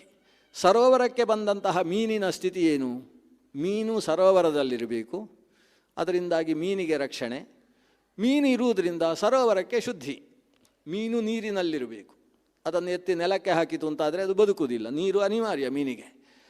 ಹಾಗೆ ಅಂತೇಳಿ ಮೀನು ನೀರಿನಲ್ಲಿದ್ದರಿಂದ ಆ ನೀರಿಗೂ ಒಂದು ಶುದ್ಧಿ. ಮೀನು ಇಲ್ಲದೇ ಇದ್ದಂತಹ ನೀರು ಕೆಡ್ತದೆ, ನೀರು ಶುದ್ಧವಿರುವುದು ಮೀನಿನಿಂದಾಗಿ. ಆದ್ದರಿಂದ ಮೀನಿನ ದೃಷ್ಟಾಂತ ಅನೇಕ ಕಡೆಯಲ್ಲಿ ಶ್ರೀಮದ್ ಭಾಗವತದಲ್ಲೂ ಮಹಾಭಾರತದಲ್ಲೂ ಬರ್ತದೆ. ಭಾಗವತದಲ್ಲಿ ಮೀನಿನ ದೃಷ್ಟಾಂತವನ್ನು ಸನ್ಯಾಸಿಗೆ ಕೊಡ್ತಾರೆ. ಸನ್ಯಾಸಿಗಳು ಹೇಗಿರಬೇಕು? ಅವರು ಹೊಟ್ಟೆ ತುಂಬಿಸುವುದಕ್ಕೋಸ್ಕರ ಗೃಹಸ್ಥರು ಅವರಿಗೆ ಭಿಕ್ಷೆ ಕೊಡಬೇಕು. ಮತ್ತು ಸನ್ಯಾಸಿಗಳು ಮನೆ ಮನೆಗೆ ಪಾದಪೂಜೆಗೆ ಹೋಗುವುದು ಯಾಕೆ? ಆ ಮನೆಗಳು ಶುದ್ಧವಾಗಿರುವುದಕ್ಕೋಸ್ಕರ. ಒಂದು ಮನೆಗೆ ಪೀಠಾಧಿಪತಿಗಳು ನಾಳೆ ದಿವಸ ಪಾದಪೂಜೆಗೆ ಬರ್ತಾರೆ ಅಂದರೆ ಏನಾಗ್ತದೆ? ಆ ಮನೆ ಒಂದು ಶುದ್ಧ ಆಗ್ತದೆ. ಅಕಸ್ಮಾತ್ ಆ ಮನೆಯಲ್ಲಿ ವಾಸನೆ ಬರುವ ಪದಾರ್ಥಗಳು ಬೇರೆ ಯಾವುದೋ ಎಲ್ಲ ಬಾಟ್ಲಿಗಳು ಎಲ್ಲ ಇದ್ದರೆ ಎಲ್ಲ ತೆಗೆದು ಹೊರಗೆ ಹಾಕಿ ಜಾಗ್ರತೆ ಮಾಡಿ ಎಲ್ಲ ಶುದ್ಧ ಮಾಡಿಡ್ತಾರೆ. ಯಾಕಂದರೆ ಸ್ವಾಮಿಗಳು ಬರ್ತಾರೆ, ಎಲ್ಲ ಎಂಕಲ್ನಾಡೆ ಸ್ವಾಮಿಗಳು ಬರ್ಪೇರು ಮಾರಾಯರೆ ಅಂತ. ಈ ಕ್ರಮದಲ್ಲಿ ಒಂದು ಸಲ ಮನೆ ಶುದ್ಧ ಆಗ್ತದೆ. ಗೋಮಯ ಎಲ್ಲ ಮನೆ ಮುಂದೆ ಬರ್ತದೆ, ಹಸುಗಳು ಗಿಸುಗಳು ಕೊಟ್ಟಿಗೆ ಎಲ್ಲ ಒಂದು ಸಲ ಶುದ್ಧ ಆಗ್ತದೆ. ಸ್ವಾಮಿಗಳು ಬರ್ತಾ ಇದ್ದಾರೆ ಮನೆಗೆ ಅಂತ. ಈ ಗುರುಗಳು ಅಂತ ಏನಿದ್ದಾರೆ ಅವರು ಸಮಾಜದಲ್ಲಿರುವುದು ಮೀನಿನ ಹಾಗೆ. ಮೀನು ರಕ್ಷಣೆ ಆಗುವುದಕ್ಕೆ ಹೇಗೆ ಸರೋವರ ಬೇಕು, ಹಾಗೆ ಸಮಾಜದಿಂದಲೇ ಬದುಕತಕ್ಕಂಥವರು ಸನ್ಯಾಸಿಗಳು. ಮೀನುಗಳಿದ್ದರೆ ಸರೋವರ ಹೇಗೆ ಶುದ್ಧವಾಗಿರ್ತದೋ ಹಾಗೆ ಗುರುಗಳು ಸಂಚಾರ ಮಾಡ್ತಾ ಪರಿವ್ರಾಜಕರಾಗಿರುವುದರ ಮೂಲಕ ಮನೆಯೂ ಕೂಡ ಶುದ್ಧವಾಗ್ತಾ ಇರ್ತದೆ. ಅವರು ಮೀನಿನ ಹಾಗಿರಬೇಕು ಅನ್ನೋದು ಪುರಾಣ ಸಾಹಿತ್ಯ ಹೇಳ್ತಕ್ಕಂಥದ್ದು. ಇಲ್ಲಿ ಕುಂತಿದೇವಿ ಒಂದು ಹೆಣ್ಣು ಮಗಳನ್ನು ಮದುವೆ ಮಾಡಿಕೊಟ್ರೆ ಅದು ಒಂದು ಸರೋವರದಿಂದ ಇನ್ನೊಂದು ಸರೋವರಕ್ಕೆ ಹೋದ ಹಾಗೆ ಉಭಯ ಕುಲೋತ್ತಾರಿಣಿಯಾಗಿ ಆಕೆ ಅಲ್ಲಿ ಬೆಳಿತಾಳೆ. ಅಲ್ಲಿಂದ ನೀನು ಹಸ್ತಿನಪುರಕ್ಕೆ ಬಂದಿ. ಆದರೆ ಹಸ್ತಿನಪುರ ಮಾತ್ರ ಒಣಗಿದ ಕೆರೆಯಾಗಿ ಹೋಯಿತು. ಈಶ್ವರಿ ಸರ್ವ ಕಲ್ಯಾಣಿ ಭರ್ತ್ರಾ ಪರಮ ಪೂಜಿತ. ಆದರೆ ನಿನ್ನ ಅದೃಷ್ಟ ಏನು ಗೊತ್ತೋ? ನೀನು ಕುರುಕುಲಕ್ಕೆ ಬಂದಾಗ ಇಲ್ಲಿ ಈಶ್ವರಿಯಾಗಿ ಬೆಳೆದಿ. ನೀನು ಹೇಳಿದ ಹಾಗೆ ನಡೀತಾ ಇತ್ತು. ಧೃತರಾಷ್ಟ್ರನ ಪತ್ನಿಯಾದ ಗಾಂಧಾರಿಯೂ ಕೂಡ ಕುಂತಿ ಮಾತಾಡಿದ್ಲು ಅಂದರೆ ಅದಕ್ಕೆ ಪ್ರತಿ ಇಲ್ಲ ಅನ್ನುವ ರೀತಿಯ ವ್ಯವಸ್ಥೆ ಇತ್ತು. ಅಂತಹ ಬುದ್ಧಿ ಚಾತುರ್ಯವುಳ್ಳಂತಹ ವ್ಯಕ್ತಿಯಾಗಿದ್ದಿ. ಅಲ್ಲಿಂದ ಪಾಂಡುವಿನ ಜೊತೆಗೆ ಕಾಡಿಗೆ ಹೋದಿ. ಕಾಡಿನಲ್ಲಿ ಸಂಸಾರ ಮುಂದುವರಿಯಿತು. ಕಾಡಿನಲ್ಲಿ ಸಂಸಾರ ಮುಂದುವರೆದು ಭರ್ತ್ರಾ ಪರಮ ಪೂಜಿತ. ಎಲ್ಲ ಸಂದರ್ಭದಲ್ಲೂ ಪಾಂಡು ನಿನ್ನ ಬಗ್ಗೆ ಒಳ್ಳೆಯ ಮಾತುಗಳನ್ನು ಆಡ್ತಾ ಇದ್ದ. ಒಂದು ಕುಟುಂಬವನ್ನು ನಡೆಸುವ ಹೆಣ್ಣು ಅಂದರೆ ನನ್ನ ಕುಂತಿ ಅಂತ, ಕುಂತಿಯನ್ನು ಒಬ್ಬ ಗಂಡ ಅಷ್ಟು ನನ್ನ ಕುಟುಂಬವನ್ನು ನಡೆಸುವ ಸಮರ್ಥಳು ಅಂತ ಅವನ ಬಾಯಿಯಲ್ಲಿ ಬಂದಿದೆ ಅನ್ನುವುದೇ ನಿನ್ನ ಹೆಚ್ಚುಗಾರಿಕೆ. ಆಮೇಲೆ ವೀರಸೂಹು, ಸಮರ್ಥರಾದ ಧಾರ್ಮಿಕರಾದ ಪರಾಕ್ರಮಿಗಳಿಗೆ ತಾಯಿಯಾಗಿದ್ದಿ. ವೀರ ಪತ್ನೀಚ, ವೀರನಾದಂತಹ ಪಾಂಡುವಿನ ಪತ್ನಿಯಾಗಿ ತ್ವಂ ಸರ್ವೈಹಿ ಸಮುದಿತ ಗುಣೈಹಿ. ಅಷ್ಟೇ ಅಲ್ಲ, ನಿನ್ನಲ್ಲಿ ದೊಡ್ಡ ವಿಷಯ ಏನು ಅಂದರೆ ಸುಖ ದುಃಖೇ ಮಹಾಪ್ರಾಜ್ಞೆ ತ್ವಾದೃಶೀ ಸೋಡು ಮರ್ಹಸಿ. ಸುಖವಾಗಲಿ ದುಃಖವಾಗಲಿ ಮನುಷ್ಯನಿಗೆ ಅದು ಶಾಪ ಇದ್ದ ಹಾಗೆ. ದುಃಖ ಹೇಗೆ ಶಾಪವೋ ಸುಖವೂ ಮನುಷ್ಯನಿಗೆ ಶಾಪ. ಯಾಕೆಂತೇಳಿದರೆ ಸುಖ ಹೆಚ್ಚಾದಷ್ಟು ಮುಂದಕ್ಕೆ ದುಃಖ ಇದೆ ಅಂತ ಅರ್ಥ. ಸುಖಸ್ಯಾನಂತರಂ ದುಃಖಂ ದುಃಖಸ್ಯಾನಂತರಂ ಸುಖಂ ಚಕ್ರವತ್ ಪರಿವರ್ತಂತೆ ತತ್ರ ಕಾ ಪರಿದೇವನ ಅಂತ ವೇದವ್ಯಾಸರೇ ಕೇಳ್ತಾರೆ. ಅದು ಸುಖ ದುಃಖ ಅನ್ನೋದು ಒಂದು ಚಕ್ರ. ಒಂದು ಚಕ್ರದಲ್ಲಿ ಒಂದು ಇರುವೆ ಸುತ್ತಾಡ್ತಾ ಇದೆ ಅಂತಾದರೆ ಆ ಚಕ್ರ ಮೇಲೆ ಬಂದಾಗ ಆ ಚಕ್ರದ ಬದಿಯಲ್ಲಿದ್ದ ಇರುವೆ ಕುಡಿದು ಕುಪ್ಪಳಿಸ್ತದೆ, ಓ ನಾನು ಎತ್ತರಕ್ಕೆ ಬಂದಿದ್ದೇನೆ ಅಂತ. ಆದರೆ ಅದು ಎತ್ತರಕ್ಕೆ ಬಂದದ್ದು ಯಾಕೆ? ಚಕ್ರ ತಿರುಗಿದಾಗ ಕೆಳಕ್ಕೆ ಹೋಗುವುದಕ್ಕೋಸ್ಕರ. ಚಕ್ರದಲ್ಲಿ ಕುಳಿತಂತಹ ಒಂದು ಗೆದ್ದಲ ಕೀಟ ಹೇಗೆ ಅದು ಮೇಲೆ ಕೆಳಗೆ ಸುತ್ತುತ್ತಾ ಇರ್ತದೋ ಹಾಗೆ ಜೀವನದಲ್ಲಿ ಸುಖ ದುಃಖಗಳು ಸುತ್ತುತ್ತಾ ಇರತಕ್ಕಂಥವುಗಳು. ಅದು ಶಾಶ್ವತವಾದದ್ದು ಅಂತಿಲ್ಲ. ಆದ್ದರಿಂದ ಆ ಸುಖ ದುಃಖವನ್ನು ನಾವು ಎದುರಿಸಿ ಬರದೇ ಇರುವ ಹಾಗೆ ಮಾಡ್ತೇನೆ ಅಂತ ಮಾಡಿದರೆ ಇನ್ನಷ್ಟು ದುಃಖಕ್ಕೆ ಎದುರಾಗ್ತೇವೆ. ಬಂದದ್ದನ್ನು ಸುಖವನ್ನು ಹೇಗೆ ಸ್ವೀಕರಿಸಿದ್ದೇವೋ ದುಃಖವನ್ನು ಹಾಗೆ ಸ್ವೀಕರಿಸಬೇಕು. ಸುಖ ಬಂದಾಗ ದೇವರು ಕೊಟ್ಟದ್ದು ಅಂತ ಖುಷಿಯಿಂದ ಅದನ್ನು ಅನುಭವಿಸ್ತೇವಲ್ವ. ದುಃಖ ಬಂದಾಗ ದೇವರು ಕೊಟ್ಟದ್ದು ಇದನ್ನು ಅನುಭವಿಸಬೇಕು ಅನ್ನುವ ಎಚ್ಚರದಿಂದ ಅದನ್ನು ಅನುಭವಿಸು. ದುಃಖ ಬಂದ ಮೇಲೆ ಸುಖ ಬರ್ತದೆ ಅನ್ನುವ ಎಚ್ಚರ ನಿನ್ನಲ್ಲಿರಲಿ. ಹೇಗೆ ದುಃಖದಲ್ಲಿದ್ದಾಗ ಮುಂದಕ್ಕೆ ಸುಖ ಇದೆ ಅನ್ನುವ ಎಚ್ಚರ ನಿನ್ನನ್ನು ಶುದ್ಧವಾಗಿಡ್ತದೋ, ಸುಖದಲ್ಲೇ ಇರುವಾಗ ನೀನು ಉಬ್ಬಿ ಹಾರದೇ ಇರುವುದಕ್ಕೆ ಮುಂದಕ್ಕೆ ದುಃಖ ಇದೆ ಅನ್ನುವ ಎಚ್ಚರವೂ ಸಹಾಯಕವಾಗ್ತದೆ. ಸುಖದಿಂದಾಗಿ ಕುಣಿದು ಕುಪ್ಪಳಿಸುವುದಲ್ಲ, ದುಃಖದಿಂದಾಗಿ ಎಲ್ಲಿ ಹಗ್ಗ ಉಂಟು ಅಂತ ಹುಡುಕಿಕೊಂಡು ಹೋಗುವುದು ಅಲ್ಲ.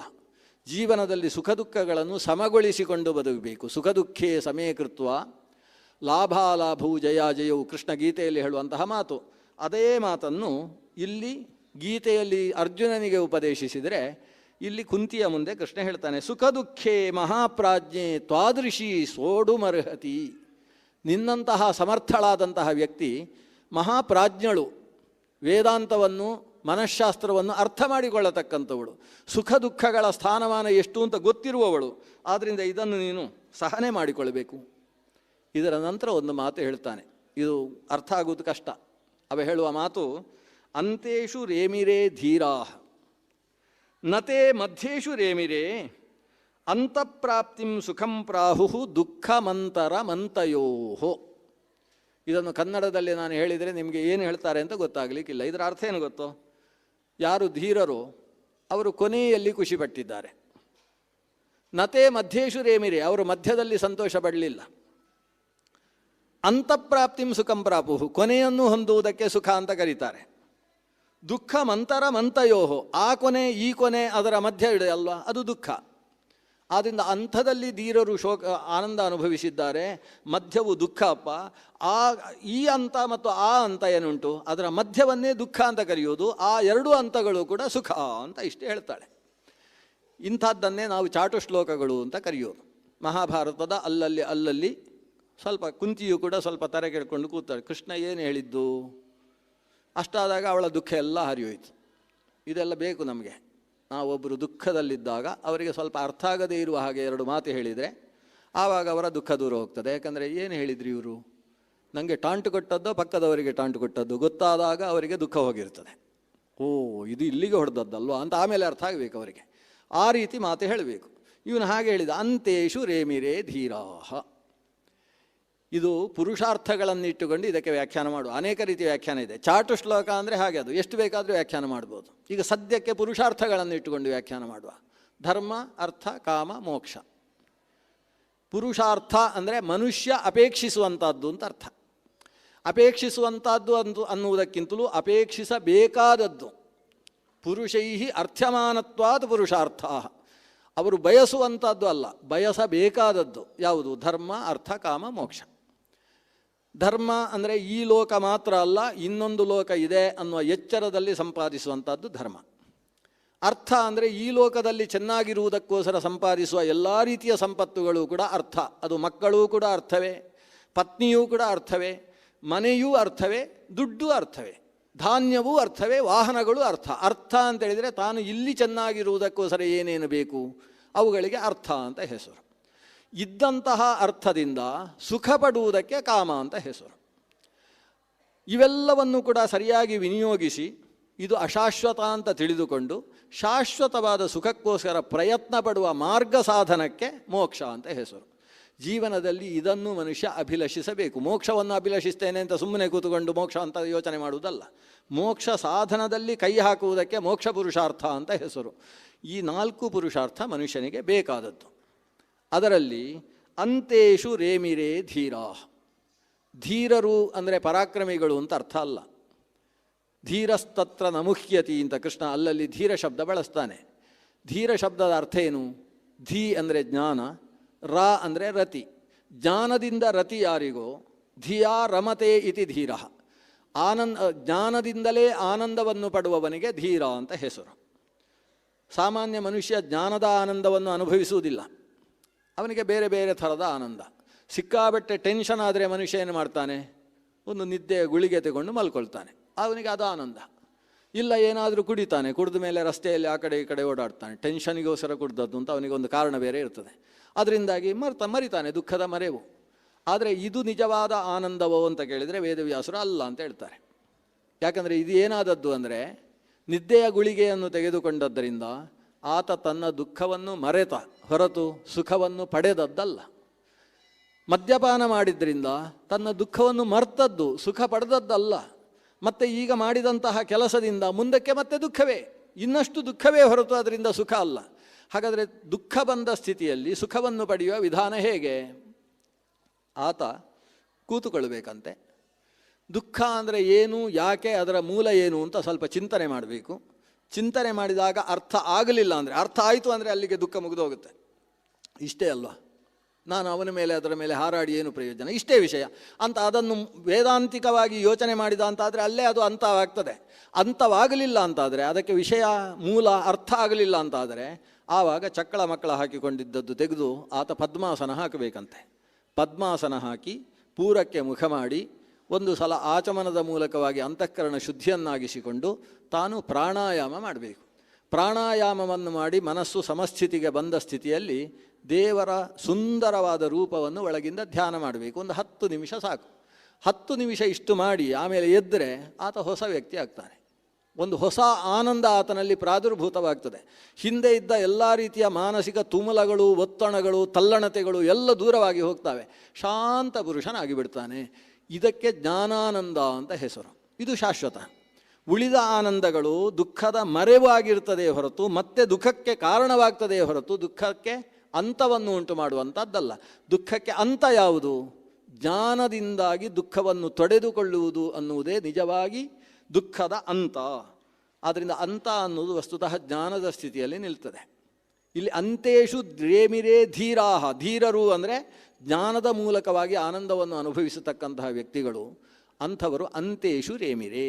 ಇಲ್ಲಿ ಅಂತ ಅಂದರೆ ಯಾವುದು? ಧರ್ಮ, ಅರ್ಥ, ಕಾಮ, ಮೋಕ್ಷಗಳಲ್ಲಿ ಮೋಕ್ಷ ಅಲ್ಲ. ಮೋಕ್ಷ ಅಂತಾದರೆ ಅಂತೆ ಅನ್ನಬೇಕು. ಅಂತೇಷು ಹೇಗೆ? ಬಹುವಚನ ಹೇಗೆ? ಅಂತ ಅಂದರೆ ಈ ಕಡೆಯಿಂದ ಅಂತ ಮೋಕ್ಷ, ಆ ಕಡೆಯಿಂದ ಅಂತ ಧರ್ಮ. ಈ ಸಂಸ್ಕೃತದಲ್ಲಿ ಅಂತ ಅನ್ನುವುದಕ್ಕೆ ಹತ್ತಿರ ಅಂತಲೂ ಅರ್ಥ ಇದೆ, ದೂರ ಅಂತಲೂ ಅರ್ಥ ಇದೆ. ಯದಂತಿ ಯಚ್ಚ ದೂರಕ್ಕೆ. ಅಂತಿ ಅಂದರೆ ಅಂತಿಕ ಅಂತ ಅರ್ಥ. ಅಂತ ಅನ್ನುವ ಶಬ್ದಕ್ಕೆ ಹತ್ತಿರ ಅನ್ನೋ ಒಂದು ಅರ್ಥ ಇದೆ. ಅಂತ ಅಂದರೆ ದೂರ ಅಂತ ಬೇರೆ ಅರ್ಥ ಇದೆ.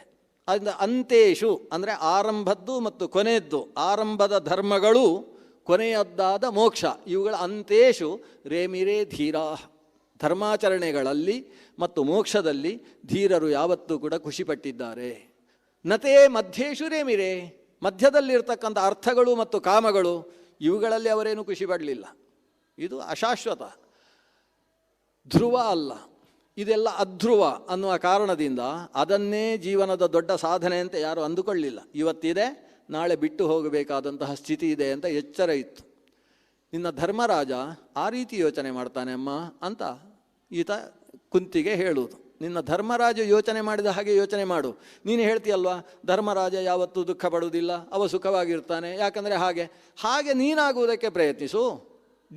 ದುಃಖವನ್ನು ಎದುರಿಸುವುದಕ್ಕೆ ಮಾರ್ಗ ಇದೆ ಅಲ್ವಾ. ಅಂತೇಷು ರೇಮಿರೇ ಧೀರಾಹ ನತೇ ಮಧ್ಯೇಶು ರೇಮಿರೇ ಅಂತಃಪ್ರಾಪ್ತಿಂ ಸುಖಂ ಪ್ರಾಹು.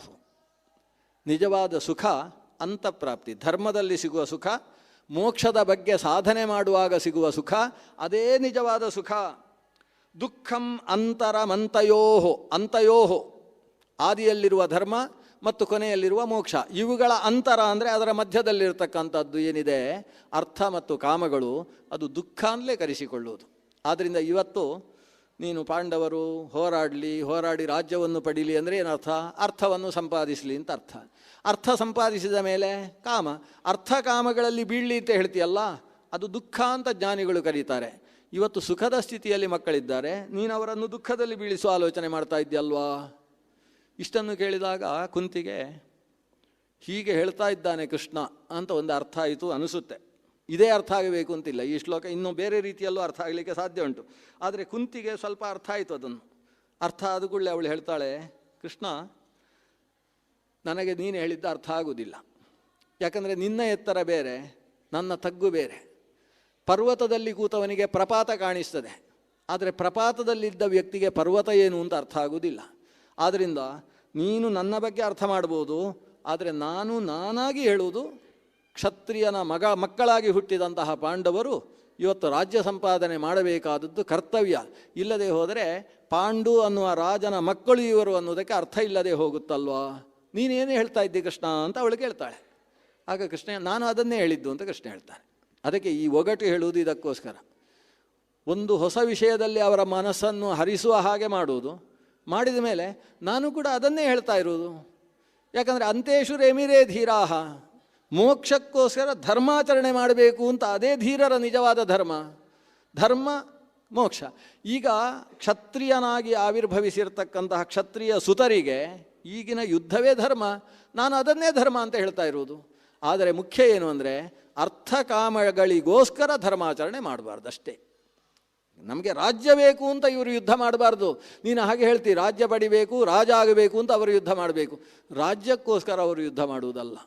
ಮತ್ತು ಈ ದುಷ್ಟ ಕ್ಷತ್ರಿಯರು ಇವತ್ತು ರಾಜ್ಯಭಾರ ಮಾಡ್ತಾ ಪ್ರಜೆಗಳನ್ನೂ ದುಷ್ಟರಾಗಿಸ್ತಾರೆ.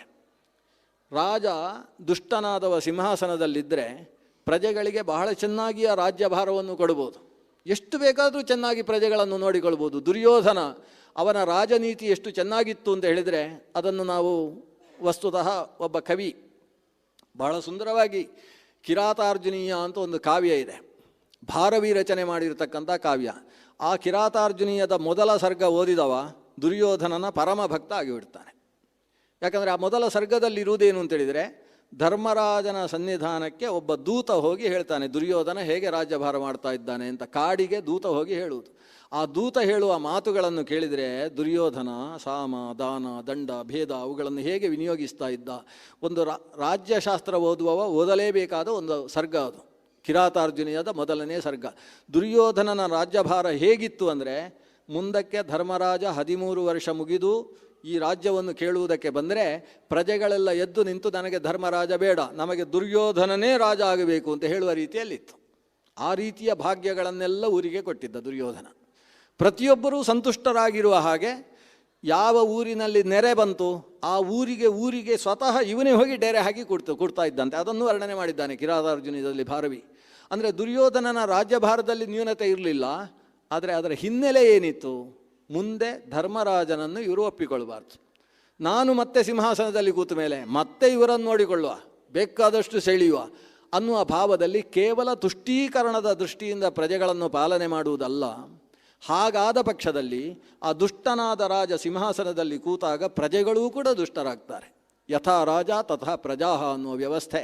ಹಾಗಾಗಿ ಈ ದುಷ್ಟರನ್ನು ಇಳಿಸಿ ಶಿಷ್ಟರ ರಾಜ್ಯಭಾರ ಲೋಕಕ್ಕೆ ಬೇಕು. ಅಷ್ಟಕ್ಕೋಸ್ಕರ ದುಷ್ಟತೆಯನ್ನು ಇಳಿಸುವುದಕ್ಕೋಸ್ಕರ ಯುದ್ಧವೇ ಹೊರತು ನಮಗೆ ರಾಜ್ಯ ಬೇಕು, ನಮಗೆ ಅರ್ಥ ಬೇಕು, ನಮಗೆ ಕಾಮ ಬೇಕು ಅಂತ ಧರ್ಮ ಅರ್ಥ ಕಾಮ ಇವುಗಳಲ್ಲಿ ಅರ್ಥ ಕಾಮಗಳಿಗೋಸ್ಕರ ಯುದ್ಧ ಆಗಬಾರ್ದು. ಇದು ಧರ್ಮ ಯುದ್ಧ ಆಗಬೇಕು. ಮುಂದಕ್ಕೆ ನಾನು ಧರ್ಮಕ್ಷೇತ್ರೇ ಕುರುಕ್ಷೇತ್ರೇ ಎಂದು ಹೇಳುವ ಹಾಗಿರಬೇಕದು. ಧರ್ಮಕ್ಕೋಸ್ಕರ ನಡೆಯುವ ಯುದ್ಧ, ಧರ್ಮಯುದ್ಧ ಆಗಬೇಕು. ಆ ದೃಷ್ಟಿಯಿಂದ ನಾನು ಅಂತೇಶು ರೇಮಿರೇ ಧೀರಾಹ ಅಂತ ಹೇಳಿದ್ದೆ ಹೊರತು ಇವರು ಯುದ್ಧ ಮಾಡಬಾರ್ದು ಅಂತ ಹೇಳಿದ್ದಲ್ಲ.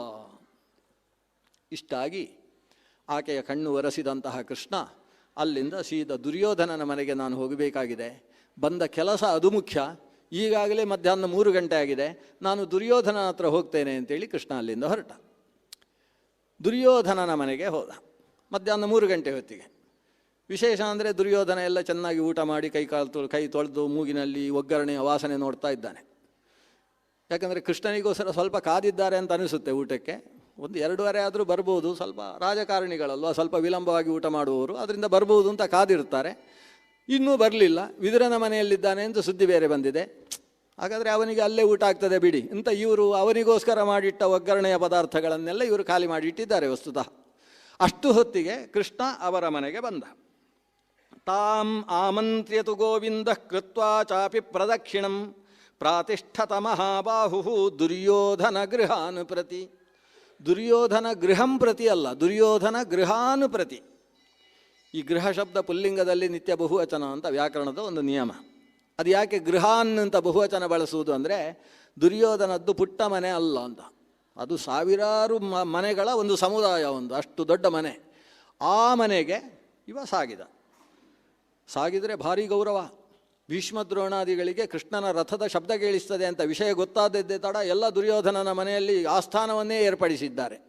ಕೃಷ್ಣ ಅಲ್ಲಿ ಬಂದು ಎಲ್ಲರನ್ನೂ ಕೂಡ ಮತ್ತೆ ಕೈ ಕುಲುಕಿಸಿ ಮಾತಾಡ್ತಾನೆ. ಪ್ರತಿಯೊಬ್ಬರ ಮೈಮುಟ್ಟಿ ಮಾತಾಡಿಸ್ತಾನೆ. ಹೇಗಿದ್ದೀರಿ, ಏನು ಕಥೆ ಅಂತ ಹಿರಿಯರ ಹತ್ರ ಎಲ್ಲ ಕೇಳ್ತಾನೆ, ನಮಸ್ಕಾರ ಮಾಡ್ತಾನೆ.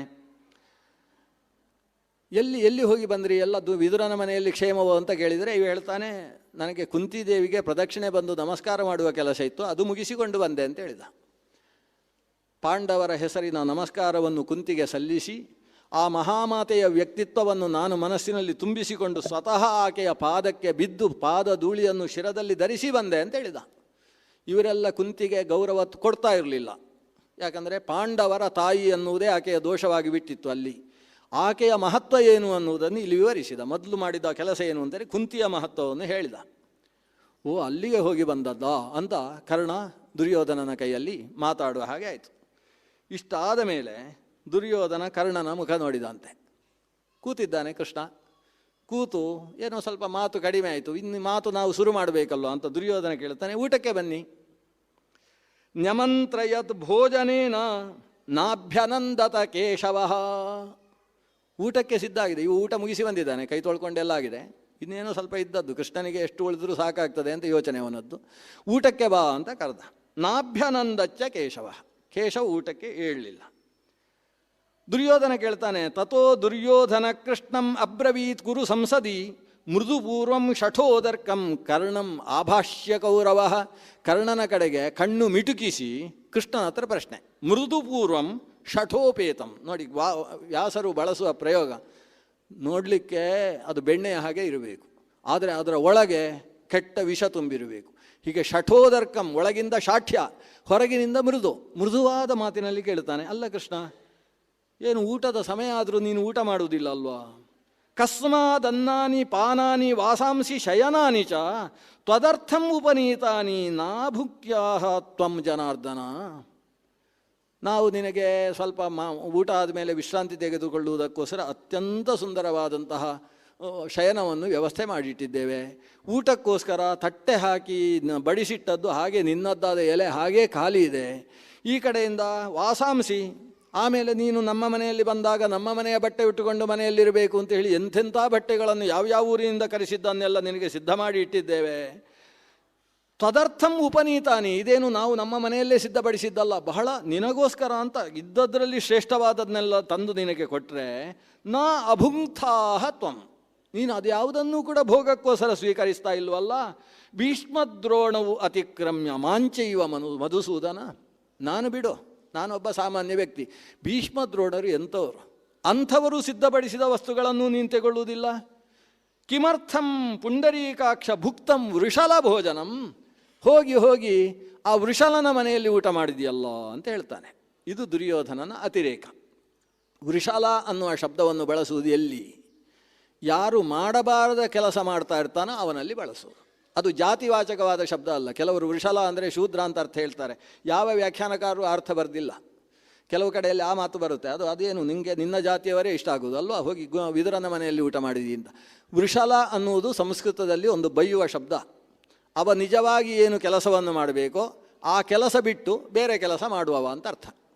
ಕೆಲವರು ಹಾಗಿರ್ತಾರೆ, ಉಪನ್ಯಾಸಕ್ಕೆಲ್ಲ ವ್ಯವಸ್ಥೆ ಮಾಡಿ ಮೈಕ್ ಇಡಿ ಅಂತೆಲ್ಲ ವ್ಯವಸ್ಥೆ ಮಾಡಿರ್ತಾರೆ. ಅವರು ಆ ಒಂದು ಕೆಲಸ ಬಿಟ್ಟು ಬೇರೆ ಎಲ್ಲ ಕೆಲಸ ಮಾಡ್ತಾ ಇರ್ತಾರೆ. ಆ ಕೆಲಸಕ್ಕೆ ಬೇರೆ ಯಾರೋ ಬಂದು ಕೂತವರು ಕೆಲಸ ಮಾಡ್ತಾ ಇರಬೇಕು. ಯಾವ ಕೆಲಸಕ್ಕೆ ಆತನನ್ನು ವಿನಿಯೋಗಿಸಿದ್ದಾರೋ ಆ ಕೆಲಸದಲ್ಲಿ ಅವ ಇರಬೇಕು. ದುರ್ಯೋಧನನ ಭಾವನೆ ಏನು? ವಿದುರ ಅವನು ಏನಿದ್ರೂ ಕೂಡ ನಮ್ಮ ಮನೆಯಲ್ಲಿ ಸುಮ್ಮನೆ ಕೂತು ಊಟ ಹಾಕಿದರೆ ತಿಂತಾ ಇರಬೇಕು, ಇಲ್ಲ ನಾವೇನಾದರೂ ಕೆಲಸ ಹೇಳಿದರೆ ಅದು ಮಾಡ್ತಾ ಇರಬೇಕು, ಹೇಳಿದ ಕೆಲಸ ಮಾಡುವುದಕ್ಕೆ ಇರಬೇಕಾದವ ಅಂತ. ಆದರೆ ವಿದುರನ ಕೆಲಸ ಅದು ಮಾಡ್ತಾ ಇಲ್ಲ. ವಿದುರ ಅವನು ಧೃತರಾಷ್ಟ್ರ ಎಲ್ಲಿ ತಪ್ತಾನೆ ಅಲ್ಲಿ ಬುದ್ಧಿ ಹೇಳ್ತಾನೆ.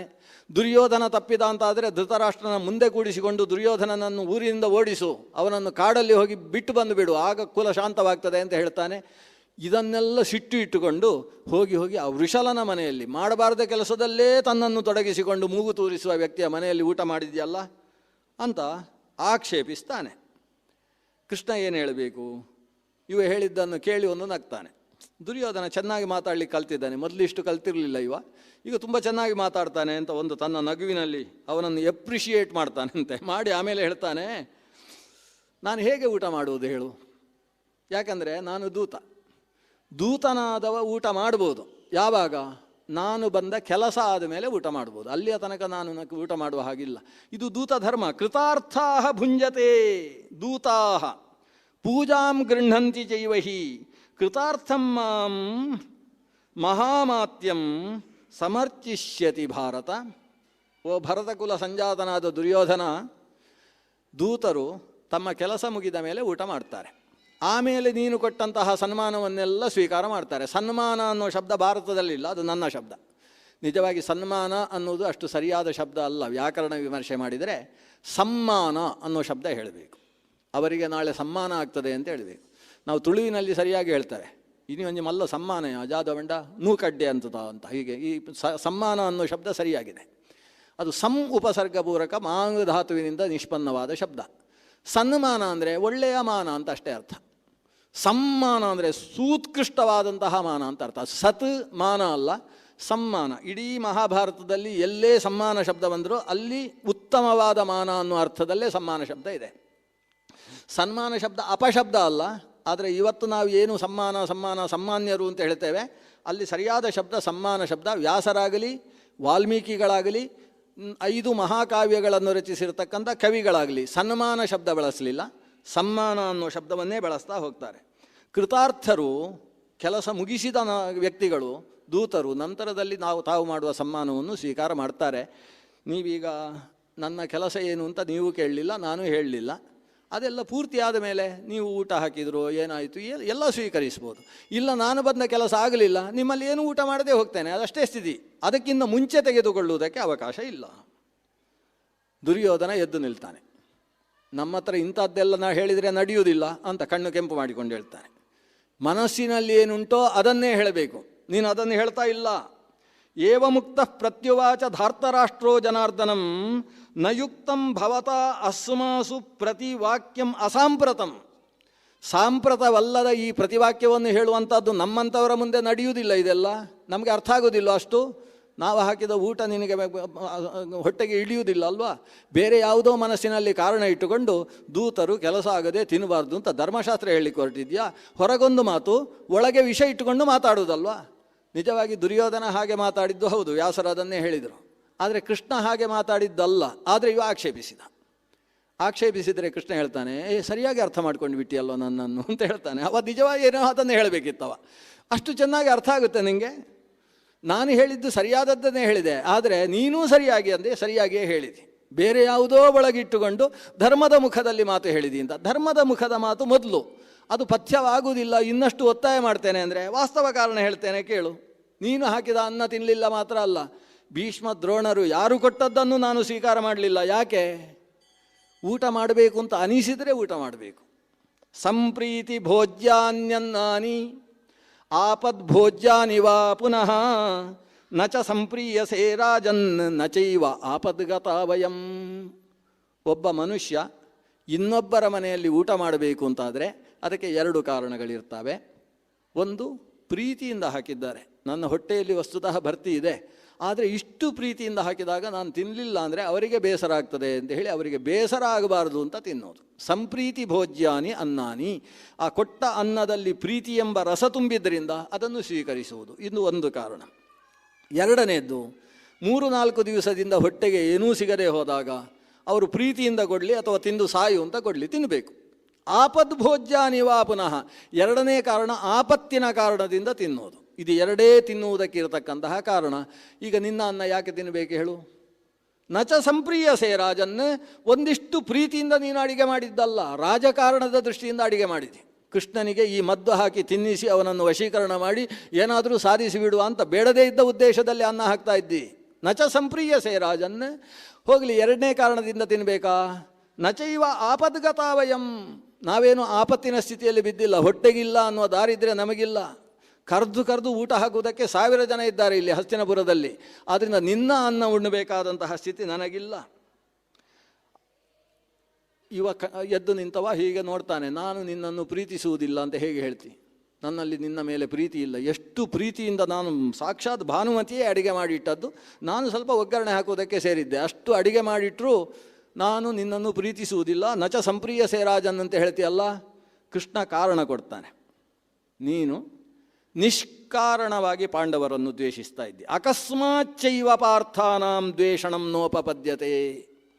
ಅಕಸ್ಮಾತ್ ಅಂದರೆ ಕಾರಣವಿಲ್ಲದೆ, ನಿಷ್ಕಾರಣವಾಗಿ ನೀನು ಇವರನ್ನು ದ್ವೇಷಿಸ್ತಾ ಇದೆಯಲ್ಲ. ಧರ್ಮೇ ಸ್ಥಿತಾ ಪಾಂಡವೇಯಾ. ಪಾಂಡುಸುತರು ಧರ್ಮನಿಷ್ಠರಾಗಿದ್ದಾರೆ, ಅವರು ಧರ್ಮದಲ್ಲಿದ್ದಾರೆ ಅಂತ ನೀನು ದ್ವೇಷಿಸ್ತಾ ಇದೆಯಲ್ಲ. ಯಸ್ತಾನ್ ದ್ವೇಷ್ಟಿ ಸಹ ಮಾಂ ದ್ವೇಷ್ಟಿ, ಯಸ್ತಾನನು ಸಹ ಮಾಂ ಅನು. ಯಾರು ಪಾಂಡವರನ್ನು ದ್ವೇಷಿಸ್ತಾರೆ ಅವರು ನನ್ನನ್ನು ದ್ವೇಷಿಸುವವರು. ಯಾರು ಪಾಂಡವರನ್ನು ಅನುಸರಿಸಿ ಇರ್ತಾರೆ ಅವರು ನನ್ನನ್ನು ಅನುಸರಿಸಿಕೊಂಡಿರುವವರು. ಯಾಕೆಂದರೆ ಐಕಾತ್ಮ್ಯಂ ಮಾಂಗತಂ ವಿದ್ಧಿ ಪಾಂಡವೈ ಧರ್ಮಚಾರಿಭಿ. ಧರ್ಮಚಾರಿಗಳಾದ ಪಾಂಡವರ ಜೊತೆಗೆ ನಾನು ಏಕಾತ್ಮನಿದ್ದೇನೆ ಅಂತ ತಿಳ್ಕೊ. ಅವರನ್ನು ಕುರಿತು ನೀನು ಏನು ಮಾಡ್ತಿ ಅದು ನನ್ನನ್ನು ಮಾಡಿದ ಹಾಗೆ. ಅವರನ್ನು ಕುರಿತು ನೀನು ಏನು ದ್ವೇಷಿಸ್ತಿ ಅದು ನನ್ನನ್ನು ದ್ವೇಷಿಸಿದ ಹಾಗೆ. ದ್ವಿಷದನ್ನಂ ನ ಭೋಕ್ತವ್ಯಂ ದ್ವಿಷಂತಂ ನೈವ ಭೋಜಯೇತ್. ಪಾಂಡವಾನ್ ದ್ವಿಷಸೇ ರಾಜನ್ ಮಮ ಪ್ರಾಣಾ ಹಿ ಪಾಂಡವಾಹ. ಈ ಮಮ ಪ್ರಾಣಾ ಹಿ ಪಾಂಡವಾಹ ಅನ್ನೋದು ಇಡೀ ಮಹಾಭಾರತದಲ್ಲಿ ಒಂದೇ ಬಾರಿ ಬರುವುದು. ಅದು ಈ ಭಾಗದಲ್ಲಿ ಕೃಷ್ಣ ಆಡಿದಂತಹ ಮಾತು. ಅವ ಹೇಳ್ತಾನೆ ದ್ವಿಷಂತಂ ನ ಭೋಕ್ತವ್ಯಂ. ಯಾರು ದ್ವಿಷದನ್ನಂ ನ ಭೋಕ್ತವ್ಯಂ, ಯಾರು ದ್ವೇಷಿಸ್ತಾರೆ ಅವರು ಹಾಕಿದ ಅನ್ನ ಊಟ ಮಾಡಬಾರ್ದು. ಯಾಕಂದರೆ ಮನುಷ್ಯನ ಮನಸ್ಸು ತಿಂದ ಅನ್ನದಿಂದಾಗಿ ವಿಪರಿಣತವಾಗ್ತದೆ. ಶತ್ರುಗಳು ಆ ಶತ್ರು ಭಾವವನ್ನು ತನ್ನ ಅನ್ನದಲ್ಲಿ ತುಂಬಿಸಿರ್ತಾರೆ. ಭಾವ ಅನ್ನೋದು ಅನ್ನ ಸ್ವೀಕರಿಸಿದವನಲ್ಲಿ ಪ್ರವೇಶ ಮಾಡ್ತದೆ. ಆದ್ದರಿಂದ ಕದ್ದು ತಂದ ಅಕ್ಕಿಯಿಂದ ಮಾಡಿದ ಅನ್ನವನ್ನು ತಿಂದ ವ್ಯಕ್ತಿಗೆ ಮನಸ್ಸಿನಲ್ಲಿ ಕಳ್ಳತನದ ಭಾವ ಹುಟ್ಟುತ್ತಂತೆ. ಅದಕ್ಕೊಂದು ಇತಿಹಾಸದಲ್ಲಿ ಕಥೆಯೇ ಇದೆ. ಅದೇ ಶುದ್ಧವಾದ ಭಾವದಿಂದ ಶ್ರೋತ್ರಿಯನ ಅನ್ನ ಅಂತಾದರೆ ಅದನ್ನು ಭಿಕ್ಷೆ ಬೇಡಿಯಾದರೂ ಊಟ ಮಾಡಬೇಕಂತೆ. ಹೀಗೆ ಶ್ರೋತ್ರಿಯ ಅನ್ನ ಅದು ಭಿಕ್ಷೆ ಯಾಚಯೇತ್ ಶ್ರೋತ್ರಿಯಸ್ಯ ಅನ್ನಂ ಅಂತ ಧರ್ಮಶಾಸ್ತ್ರದಲ್ಲಿ ಮಾತಿದೆ. ಅವರ ಅನ್ನವನ್ನು ಬೇಡಿಯಾದರೂ ಪಡಿಬೇಕು ಅಂತ. ಅಂದರೆ ಶುದ್ಧ ಅನ್ನ ಸ್ವೀಕಾರದಿಂದ ಮನಸ್ಸು ಶುದ್ಧವಾಗ್ತದೆ. ಇದನ್ನು ಚರಕ ಹೇಳುವುದು, ವೈದ್ಯಶಾಸ್ತ್ರ ಹೇಳ್ತಕ್ಕಂತಹ ಮಾತು.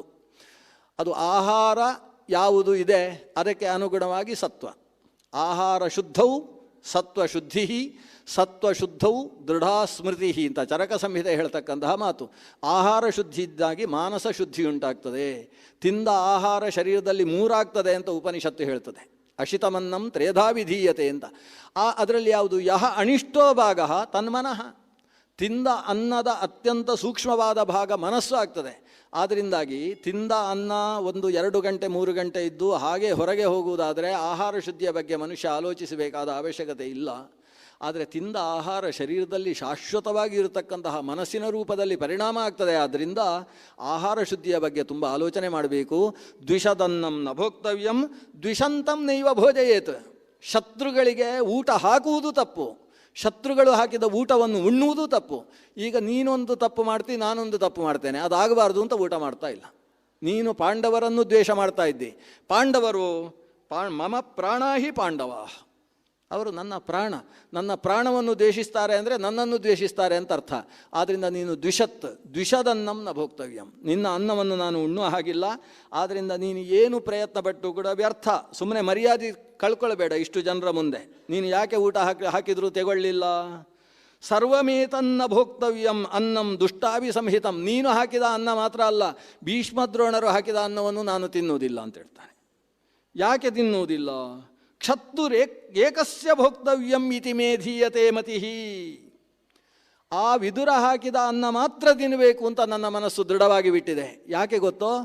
ಅವತ್ತು ಆ ಕುರುಕುಲ ಸುತೆಯಾದಂತಹ ಪಾಂಚಾಲೆ, ಆ ಪಾಂಚಾಲೆಗೆ ಅನ್ಯಾಯ ನಡೀತಾ ಇರುವ ಹೊತ್ತಿಗೆ ಅದು ತಪ್ಪು ಅಂತ ಹೇಳದೇ ಇದ್ದು ಎಲ್ಲ ಪಾಪದ ಕೊಡವನ್ನು ತುಂಬಿಸಿಕೊಂಡಿದ್ದಾರಲ್ವ ಭೀಷ್ಮರು ದ್ರೋಣರು, ಒಬ್ಬರನ್ನೂ ಬಿಡದೆ ಆ ಅಪರಾಧವನ್ನು ಮಾಡಿದಂತಹ ವ್ಯಕ್ತಿಗಳು, ನನ್ನ ಪ್ರಾಣವೆನಿಸಿದಂತಹ ವ್ಯಕ್ತಿತ್ವಕ್ಕೆ ಮಾಡಿದ ಅಪಚಾರದಿಂದ ಹೊಂದಿರುವವರಾದ್ದರಿಂದ ಅವರ ಅನ್ನವನ್ನು ನಾನು ಉಣ್ಣುವ ಹಾಗಿಲ್ಲ. ಹಾಗಾದರೆ ಭೀಷ್ಮ ಯಾಕೆ ಇವರೆಲ್ಲರ ಆಹಾರ ಬಿಟ್ಟು ವಿದುರನ ಹತ್ರ ಹೋದ? ಅವತ್ತು ಇದು ಧರ್ಮ ಅಲ್ಲ, ಇದು ಅಧರ್ಮ, ನನಗೆ ತಡಿಲಿಕ್ಕಾಗ್ತಾ ಇಲ್ಲ, ಸಭೆಯಲ್ಲಿ ನಿಂತು ಅನ್ಯಾಯ ಆಗ್ತಾ ಇದೆ, ನಾನು ಇಲ್ಲಿಂದ ಹೊರಟು ಹೋಗ್ತಾ ಇದ್ದಾನೆ, ಅಧರ್ಮ ಸಭೆಯಲ್ಲಿ ನಿಲ್ಲುವುದಿಲ್ಲ ಅಂತ ಕೈ ಎತ್ತಿ ಅಧರ್ಮ ಅಂತ ಉದ್ಘೋಷಣೆ ಮಾಡಿದವ ಅವತ್ತು ವಿದುರನೊಬ್ಬ. ಆದ್ದರಿಂದ ವಿದುರ ವೃಷಲ ಅನ್ನುವ ಕಾರಣದಿಂದ ಅವನ ಮನೆಗೆ ಹೋದದ್ದಲ್ಲ.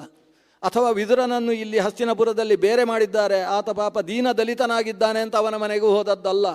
ಅವನ ಸಾಮರ್ಥ್ಯ ಏನು ನಂಗೆ ಗೊತ್ತು. ಆದರೆ ಅವತ್ತಿನ ಸ್ಥಿತಿಯಲ್ಲಿ ಆ ಸಭೆ ನಿಜವಾದ ಸಭೆ ಆದದ್ದು ವಿದುರ ಒಬ್ಬ ಇದ್ದದ್ರಿಂದ. ಉಳಿದವರೆಲ್ಲ ಸಭೆಯನ್ನು ನಾಶ ಮಾಡುವುದಕ್ಕೋಸ್ಕರ ಸಭೆಯಲ್ಲಿದ್ದರು.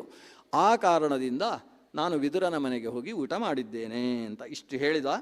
ನಿರ್ಯಾಯ ಚ ಮಹಾಬಾಹು, ಇಷ್ಟು ಹೇಳಿ ಇರಲಿ ಸುಮ್ಮನೆ ಈ ಚರ್ಚೆ ಮಾಡಿ ಹಿರಿಯರಿಗೆಲ್ಲ ಬೇಸರ ಮಾಡುವುದು ಯಾಕೆ ಅಂತ ಹೇಳಿದ. ಎಲ್ಲರಿಗೂ ಕೈ ಮುಗಿತಾನೆ.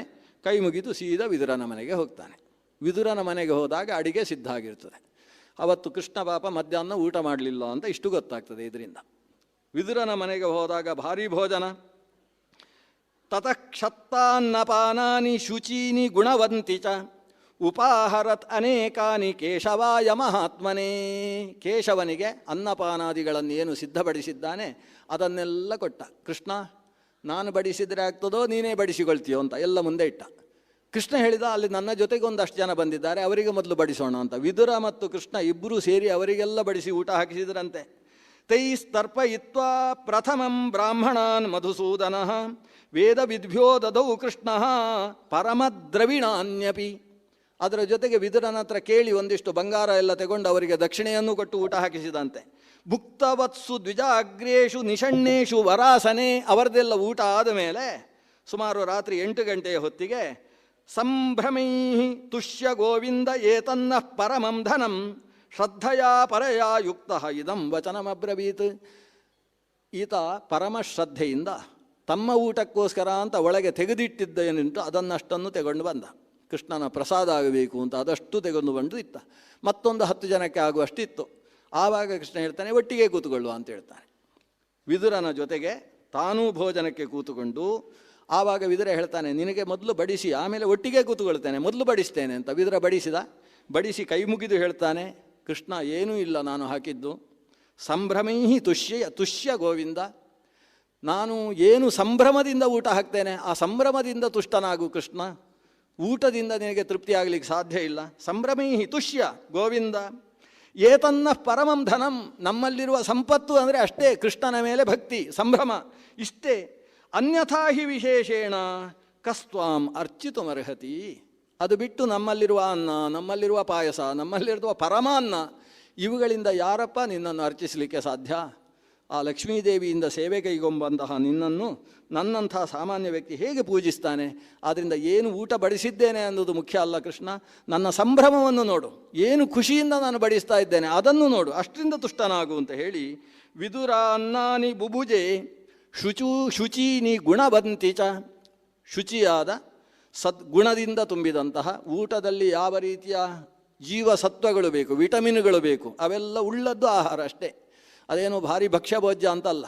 ಬೇಕಾದ್ದು ಕೋಸಂಬರಿ ಇತ್ಯಾದಿ ಏನೇನು ಶರೀರಕ್ಕೆ ಬೇಕಾದದ್ದುಂಟು ಅದೆಲ್ಲ ಉಂಟು. ಅಂತಹ ಗುಣವಂತಿ ಶುಚೀನಿ ತಾನಿ ಬುಭುಜೆ, ಅದನ್ನು ಕೃಷ್ಣ ಸ್ವೀಕರಿಸಿದ ಅಂತ. ಕೃಷ್ಣನ ಊಟದ ಜೊತೆಗೆ ನಮ್ಮ ಉಪನ್ಯಾಸವನ್ನು ನಿಲ್ಲಿಸುವ. ಯಾಕಂದರೆ ಎಲ್ಲಕ್ಕಿಂತ ದೊಡ್ಡ ಸಂಭ್ರಮದ ವಿಷಯ ಅಂದರೆ ಕೃಷ್ಣ ಊಟ ಮಾಡಿದ ಅನ್ನೋದು ಒಂದು ಸಂಭ್ರಮ. ಕೃಷ್ಣನಿಗೆ ಊಟ ಯಾಕೆ ಬೇಕು? ಎಲ್ಲರನ್ನೂ ಊಟ ಮಾಡಿಸ್ತಕ್ಕಂತಹ ದೇವ. ಆತ ವಿದುರ ಮನೆಯಲ್ಲಿ ಉಂಡ ಅನ್ನೋದು ದೊಡ್ಡ ವಿಷಯ. ಹರಿದಾಸರು ಈ ಪ್ರಕರಣವನ್ನಿಟ್ಟುಕೊಂಡು ಬಹಳಷ್ಟು ಪದ್ಯಗಳನ್ನು ರಚಿಸಿದ್ದಾರೆ. ವಿದುರನ ಮನೆಯಲ್ಲೇ ಕೃಷ್ಣ ಊಟ ಮಾಡುವುದಕ್ಕೆ ಉಳಿದವರ ಮನೆಯ ಊಟ ರುಚಿಸಲಿಲ್ಲ ಅನ್ನುವುದು ಎಷ್ಟು ಪರಮಾರ್ಥವೋ ಅದಕ್ಕಿಂತ ದೊಡ್ಡ ಪರಮಾರ್ಥ ವಿದುರನ ಭಕ್ತಿ. ಯಾಕಂದರೆ ವಿದುರನ ಮನೆಯಲ್ಲಾದರೂ ಊಟ ಯಾಕೆ ಮಾಡಬೇಕಿತ್ತವ? ಊಟವೇ ಬೇಡದೇ ಇದ್ದ, ಎಲ್ಲರನ್ನೂ ಊಟ ಮಾಡಿಸುವ ವಿಶ್ವಂಭರನಾದ ದೇವ ಊಟ ಯಾಕೆ ಮಾಡಬೇಕು? ಹಾಗಾದರೆ ಉಳಿದವರ ಮನೆಯಲ್ಲಿ ಊಟ ರುಚಿಸಲಿಲ್ಲ ಅನ್ನುವುದಷ್ಟೇ ಕಾರಣ ಅಲ್ಲ, ವಿದುರ ಭಕ್ತಿಯಿಂದ ಕೊಟ್ಟ ಅನ್ನುವುದು ಆತ ಊಟ ಮಾಡುವುದಕ್ಕೆ ಮುಖ್ಯವಾದ ಕಾರಣ. ಸಂಪ್ರೀತಿ ಭೋಜ್ಯಾನಿ ಅನ್ನಾನಿ, ಆ ಪ್ರೀತಿಯ ಕಾರಣದಿಂದ ವಿದುರನ ಮನೆಯಲ್ಲಿ ಊಟ ಮಾಡಿದಂತಹ ಕೃಷ್ಣನನ್ನು ಇವತ್ತು ಧ್ಯಾನಿಸಿಕೊಂಡು ಈ ಭಾಗದ ಶ್ರೀ ಮಹಾಭಾರತದ ಚಿಂತನೆಗೆ ಇವತ್ತು ಭಗವಂತನಲ್ಲಿ ಅರ್ಪಣೆ ಮಾಡುವ ಮಂಗಳವನ್ನು ಹಾಡೋಣ. ಈ ಸಲದ ಉಪನ್ಯಾಸದಲ್ಲಿ ಒಂದು ವಿಶೇಷ ಅಂತ ಹೇಳಿದರೆ ನಮ್ಮ ಈಶ್ವರ ಭಟ್ಟರ ಒಂದು ಶಾಂತಿ, ಸಹಸ್ರ ದರ್ಶ ಶಾಂತಿ ಅಥವಾ ಸಹಸ್ರ ಚಂದ್ರ ದರ್ಶನ ಶಾಂತಿ, ಎರಡು ಹೆಸರಿದೆ ಅದಕ್ಕೆ. ದರ್ಶ ಅಂದರೆ ಅಮಾವಾಸ್ಯೆ ಅಂತ ಅರ್ಥ. 1000 ಅಮಾವಾಸ್ಯೆಗಳು ಜೀವನದಲ್ಲಿ ಆಯಿತು ಅಂತಲೂ ಅದಕ್ಕೊಂದು ಅರ್ಥ. ಸಹಸ್ರ ಚಂದ್ರ ದರ್ಶನ ಶಾಂತಿ ಅಂತ ಹೇಳಿದರೆ 1000 ಹುಣ್ಣಿಮೆಗಳನ್ನು ಕಂಡಿದ್ದಾರೆ ಅಂತ ಅರ್ಥ. ಮನುಷ್ಯನಿಗೆ 1000 ಹುಣ್ಣಿಮೆ ಕಾಣುವುದು ಅನ್ನೋದು ಒಂದು ಪರ್ವಕಾಲ. ಆ ಕಾಲದಲ್ಲಿ ಧರ್ಮಶಾಸ್ತ್ರ ಏನು ಹೇಳ್ತದೆ ಅಂದರೆ ಆನೆಯ ಮೇಲೆ ಕೂಡಿಸಿಕೊಂಡು ಮೊಮ್ಮಕ್ಕಳೆಲ್ಲ ಮೆರವಣಿಗೆ ಮಾಡಿ ಬಂಗಾರದ ಅಭಿಷೇಕ ಮಾಡಬೇಕು ಅಂತ ಹೇಳ್ತದೆ. ಊರಿನಲ್ಲೆಲ್ಲ ಮೆರವಣಿಗೆ ಮಾಡಿಸಬೇಕಂತೆ. ನಮ್ಮ ಹಿರಿಯರು 83 ವರ್ಷ 82 ವರ್ಷದ ತನಕ ಇವತ್ತಿಗೂ ನಮಗೆ ಆಶೀರ್ವಾದ ಮಾಡಿಕೊಂಡು ತಮ್ಮ ಕೆಲಸವನ್ನು ತಾವು ಮಾಡಿಕೊಂಡಿದ್ದಾರೆ ಅಂತ ಖುಷಿಪಟ್ಟು ಒಂದು ವಿಜೃಂಭಣೆಯನ್ನು ಮಾಡಬೇಕಾದಂತಹ ಕೆಲಸ ಅಂತ ಅದನ್ನು ಗಜಗೋಪುರದಲ್ಲಿ ಕೂಡಿಸಿಕೊಂಡು ಮೆರವಣಿಗೆ ಮಾಡುವುದರ ಬಗ್ಗೆ ಧರ್ಮಶಾಸ್ತ್ರಗಳು ಹೇಳ್ತವೆ. ಅಂದರೆ ಇಷ್ಟು ದೀರ್ಘಕಾಲ ತನಕ ಆಶೀರ್ವಾದ ಮಾಡ್ತಾ ಇದ್ದಾರೆ, ತಮ್ಮ ಕೆಲಸ ತಾವು ಮಾಡ್ತಾ ಇದ್ದಾರೆ, ಜನೋಪಕಾರಕ ಕೆಲಸದಲ್ಲಿ ಇನ್ನೂ ತಮ್ಮನ್ನು ತೊಡಗಿಸಿಕೊಂಡಿದ್ದಾರೆ ಅನ್ನೋದು ಆ ಕುಟುಂಬದ ಸದಸ್ಯರಿಗೆಲ್ಲ ಬಹಳ ದೊಡ್ಡ ಒಂದು ಸಂಭ್ರಮದ ವಾತಾವರಣ. ಆ ಸಂಭ್ರಮವನ್ನು ಆಚರಿಸುವಂತಹ ಒಂದು ಪರ್ವಕಾಲದಲ್ಲಿ ಸನ್ನಿಹಿತವಾದ ದೇವತಾಶಕ್ತಿಯಲ್ಲಿ ಇನ್ನಷ್ಟು ಸಾನ್ನಿಧ್ಯವನ್ನು ತುಂಬಿಸತಕ್ಕಂತಹ ಅನೇಕ ಕಾರ್ಯಗಳು ನಾನು ಮೊನ್ನೆ ಬಂದ ದಿವಸದಿಂದ ನೋಡ್ತಾ ಇದ್ದೇನೆ. ದಿವಸ ಒಂದೊಂದು ಯಜ್ಞ, ಪ್ರತಿನಿತ್ಯವೂ ಕೂಡ ವೇದ ಘೋಷಗಳು, ರುದ್ರಾಧ್ಯಾಯ ಪ್ರಶ್ನೆಗಳಂತಹ ನಿರಂತರ ಪಾರಾಯಣಗಳು, ಅಭಿಷೇಕ ಅನ್ನುವ ಅಭಿಷೇಕ ಪ್ರಿಯ ಶಿವ ಅಂತ, ಶಿವನಿಗೆ ಅಭಿಷೇಕ ನಿರಂತರ ನಡಿಬೇಕು. ಅಲ್ಲಿ ಶಿವನಿಗೆ ಇಲ್ಲಿ ಮಂತ್ರ ಪುರಸ್ಸರವಾದ ಅಭಿಷೇಕ ನಡೀತಾ ಇದ್ದರೆ ಪ್ರಕೃತಿಯಲ್ಲೇ ಅಭಿಷೇಕ ನಡೀತಾ ಇತ್ತು. ನಾನು ಬಂದ ದಿವಸ ಒಂದು ದಿವಸವೂ ಅಭಿಷೇಕ ನಿಲ್ಲಿಲ್ಲ. ನಿರಂತರ ಉಪನ್ಯಾಸದ ಹೊತ್ತಿಗೂ ಕೂಡ ಗುರು ಶಬ್ದ ಮಾಡಿಕೊಂಡು ಅಭಿಷೇಕ ಆಕಾಶದಿಂದ ಭೂಮಿಗೆ ಬೀಳ್ತಾನೇ ಇತ್ತು. ಅಮಾವಾಸ್ಯೆ ದಾಟಿದ್ದೇ ತಡ. ಶ್ರಾವಣ ಮಾಸ ಶುರು ಆದ ಕೂಡಲೇ ನಾಡಿದ್ದು ಸಹಸ್ರಚಂದ್ರ ದರ್ಶನ ಶಾಂತಿ ಅಲ್ವಾ, ಸ್ವಲ್ಪ ಶಾಂತವಾಗುವ ಅಂತ ಶಾಂತ ಆಗಿದೆ ಇವತ್ತು. ಆ ರೀತಿಯ ನಿರಂತರ ಅಭಿಷೇಕವನ್ನು ಅಭಿಲಷಿಸತಕ್ಕಂತಹ ಸರೋವರ ಸನ್ನಿಧಿಯಲ್ಲಿ ಇರತಕ್ಕಂತಹ ಮಹಾಲಿಂಗೇಶ್ವರ ಸ್ವಾಮಿಯ ಅರ್ಚನಾರಾಧನಾ ಎಲ್ಲ ಇವತ್ತು ವಿಶೇಷವಾಗಿ ನಡೆದಿದೆ. ಮತ್ತೆ ನಡೆಯತಕ್ಕಂತಹ ಸಹಸ್ರಚಂದ್ರ ದರ್ಶನ ಶಾಂತಿ ಮೊದಲಾದ ವಿಧಾನಗಳಿದ್ದಾವೆ. ದೇವರನ್ನು ಆರಾಧಿಸುವುದು ಹೇಗೆ ಅಗ್ನಿಮುಖದ ಪ್ರಕ್ರಿಯೆಯೋ ಅದಕ್ಕಿಂತ ಹೆಚ್ಚು ನಮ್ಮ ಕಲೆಯನ್ನು ಪೋಷಣೆ ಮಾಡ್ತಕ್ಕಂಥದ್ದು, ಎಲ್ಲಕ್ಕಿಂತ ಮುಖ್ಯವಾಗಿ ಜ್ಞಾನ ಪೋಷಣೆ ಮಾಡುವಂಥದ್ದು. ಸಂಗೀತ ಸಾಹಿತ್ಯ ಕಲಾವಿಹೀನ ಸಾಕ್ಷಾತ್ ಪಶು ಪುಚ್ಛ ವಿಷಾಣಹೀನ ಅಂತ ಸುಭಾಷಿತ ಹೇಳಿದ ಹಾಗೆ ಸಂಗೀತ ಮೊದಲಾದ ಕಲೆಗಳು ಮತ್ತು ಸಾಹಿತ್ಯ ಪುರಾಣ ಜ್ಞಾನ ಇವುಗಳ ಕಡೆಗೆ ಜನರನ್ನು ಕೂಡಿಸುವಂತಹ ಕೆಲಸ. ಇವತ್ತು ಬೆಳಗ್ಗೆ ನಾನು ನಮ್ಮ ಅಪ್ಪಣ್ಣ ಭಟ್ರ ಮನೆಗೆ ಹೋಗಿದ್ದೆ. ಹಿರಿಯರು, 94 ವರ್ಷ ಅವರಿಗೆ ಇವತ್ತು ಪೂರ್ತಿ ಆಯಿತು. ಅವರು ಹೇಳಿದ ಮಾತು, ಅವರು ಸುಬ್ಬಣ್ಣ ಈಶ್ವರ ಭಟ್ರು ಎಲ್ಲ ಸೇರಿ ಈ ಊರಿಗೆ ಒಂದು ದೊಡ್ಡ ಕೆಲಸ ಮಾಡ್ತಾ ಇದ್ದಾರೆ, ಜನರನ್ನು ಕುರ್ಚಿ ಪೂರ್ತಿ ಕೂಡುವ ಕೆಲಸ ಮಾಡಿಸಿದ್ದಾರೆ ಎಂದು ಹೇಳಿದರು ಅವರು. ಇಲ್ಲಿ ಇಷ್ಟು ಈ ಉಪನ್ಯಾಸವನ್ನು ಶ್ರವಣ ಮಾಡಬೇಕು ಅನ್ನೋ ಭಾವ ಹುಟ್ಟಿಸಿದ್ದೇ ಅವರು. ಆ ರೀತಿಯಲ್ಲಿ ನಮ್ಮ ಪ್ರಾಚೀನದಲ್ಲಿ ಏನಿದೆ ಅದನ್ನು ತುಂಬಿಸಿಕೊಳ್ಳುವುದು ನಮ್ಮ ಕರ್ತವ್ಯ ಅನ್ನೋ ಭಾವ ಹುಟ್ಟಿಸುವ ಕೆಲಸ ಹಿಂದೆ ಬನ್ನಂಜೆ ಗೋವಿಂದಾಚಾರ್ಯರನ್ನು ದೊಡ್ಡ ದೊಡ್ಡ ಪೀಠಾಧಿಪತಿಗಳನ್ನು ವಿದ್ವಾಂಸರನ್ನು ಕರೆಸಿ ಇಲ್ಲಿ ನಿರಂತರ ಮಾಡಿ ಒಂದು ಒಳ್ಳೆಯ ಶ್ರೋತೃವರ್ಗ ನಿರ್ಮಾಣ ಮಾಡಿ ಇವತ್ತು ಊರಿನ ಹೊರಗೆ ಪರದೇಶಗಳಲ್ಲೂ ಅದನ್ನು ಕೇಳುವ ಹಾಗೆ ಆಧುನಿಕ ದೂರ ಸಂಪರ್ಕ ಮಾಧ್ಯಮ ವ್ಯವಸ್ಥೆಯಲ್ಲೂ ಅದನ್ನು ಬಿಡುವುದರ ಮೂಲಕ ದೊಡ್ಡ ಕೆಲಸ ಮಾಡ್ತಾ ಇದ್ದಾರೆ ಅಂತ. ಉಳಿದ ಎಲ್ಲ ಕೆಲಸವನ್ನು ಬದಿಗಿಟ್ಟು ಇದನ್ನು ಒತ್ತಿ ಅವರು ಹೇಳ್ತಾರೆ ಅಂದರೆ ಆ ವಯಸ್ಸಿನ ಆ ಅನುಭವದ ಪಕ್ವತೆಯಲ್ಲಿ ಇದಕ್ಕೆ ಏನು ಮಹತ್ವ ಅನ್ನೋದು ನಮಗೆ ಅರ್ಥವಾಗ್ತದೆ. ಅಂಥದ್ರಲ್ಲಿ ಭಾಗವಹಿಸಿದ ತಮ್ಮೆಲ್ಲರಿಗೂ ಭಗವಂತ ಹಿತೋಪ್ಯತಿಶಯವಾದ ಜ್ಞಾನಾಸಕ್ತಿಯನ್ನು ಸೌಖ್ಯ ಸೌಭಾಗ್ಯಗಳನ್ನು ಕರುಣಿಸಲಿ. ಈ 7 ದಿವಸ ಹೇಗೆ ಕಳೀತು ಅಂತ ನನಗೂ ಗೊತ್ತಾಗಲಿಲ್ಲ. ಆ ರೀತಿಯಲ್ಲಿ ಮನೆಯ ಒಬ್ಬ ವ್ಯಕ್ತಿಯ ಹಾಗೆ ನೋಡಿಕೊಂಡಂತಹ ಈಶ್ವರ ಭಟ್ಟರ ಸಮಗ್ರ ಕುಟುಂಬ, ಜೊತೆಗೆ ಇದನ್ನು ಸಮಗ್ರ ಯೋಜನೆ ಮಾಡಿರತಕ್ಕಂತಹ ಬಾಲಕೃಷ್ಣ ಭಟ್ರು ಇದ್ದಾರೆ. ಎಲ್ಲರ ಈ ಒಂದು ಸಹಕಾರದಿಂದ ಏನು ನಡೆದಿದೆ ಅದರಲ್ಲಿ ಸಹಕರಿಸಿದ ಎಲ್ಲರಿಗೂ ಈ ಈಶ್ವರ ಭಟ್ಟರ ಹಿರಿಯರ ಸಮಗ್ರ ಕುಟುಂಬ ವರ್ಗಕ್ಕೂ ಆ ಭಗವಂತ ಹಿತೋಪೇಕ್ಷಯವಾದ ಸಮೃದ್ಧಿಯನ್ನು ಅಭಿಲಷಿತ ಪ್ರಾಪ್ತಿಯನ್ನು ಕರುಣಿಸಲಿ ಅಂತ ಭಗವಂತನಲ್ಲಿ ಪ್ರಾರ್ಥನೆ ಮಾಡಿ, ಮತ್ತೆ ಮುಂದೆ ಶತಮಾನ ಶಾಂತಿಗೂ ಕೂಡ ಇನ್ನೊಂದು ವಿಶೇಷ, ನಮ್ಮ ಮಹಾಭಾರತ ಮಂಗಳ ಆಗುವಾಗ ಶತಮಾನ ಶಾಂತಿ ಆಗಬೇಕು, ಆ ರೀತಿಯ ಕ್ರಮ ನಡೆಯುವ ಹಾಗೆ ಭಗವಂತ ಅನುಗ್ರಹಿಸಲಿ ಅಂತ ದೇವರಲ್ಲಿ ನನ್ನ ಪ್ರಾರ್ಥನೆಯನ್ನು ಸಲ್ಲಿಸಿ ಈ 4 ಮಾತುಗಳನ್ನು ನನಗೆ ಮಾತಿನ ಶಕ್ತಿಯನ್ನು ತುಂಬಿಸಿರತಕ್ಕಂತಹ ಪರಮಪೂಜ್ಯ ಗುರುಗಳಾದ ಪೇಜಾವರ ಮಠಾಧೀಶರು ಶ್ರೀ ವಿಶ್ವೇಶತೀರ್ಥ ಶ್ರೀಪಾದರು ಅವರ ಅಂತರ್ಯಾಮಿಯಾದ ಮಧ್ವಪತಿ ಗೋಪಾಲಕೃಷ್ಣ ಸ್ವಾಮಿಯಲ್ಲಿ ಸಮರ್ಪಣೆ ಮಾಡ್ತೇನೆ. ಶ್ರೀಕೃಷ್ಣಾರ್ಪಣಮಸ್ತು. ಸ್ವಸ್ತಿ ಪ್ರಜಾಭ್ಯ ಪರಿಪಾಲಯಂತಾಂ ನ್ಯಾಯೇನ ಮಾರ್ಗೇಣ ಮಹಿಷಾಃ ಗೋಬ್ರಾಹ್ಮಣೇಭ್ಯ ಶುಭಮಸ್ತು ನಿತ್ಯಂ. ಲೋಕಾಃ ಸಮಸ್ತಾಃ ಸುಖಿನೋ ಭವಂತು. ಸರ್ವೇ ಭವಂತು ಸುಖಿನಃ. ಸರ್ವೇ ಸಂತು ನಿರಾಮಯಾಃ. ಸರ್ವೇ ಭದ್ರಾಣಿ ಪಶ್ಯಂತು. ಮಾ ಕಶ್ಚಿತ್ ದುಃಖಭಾಗ್ ಭವೇತ್.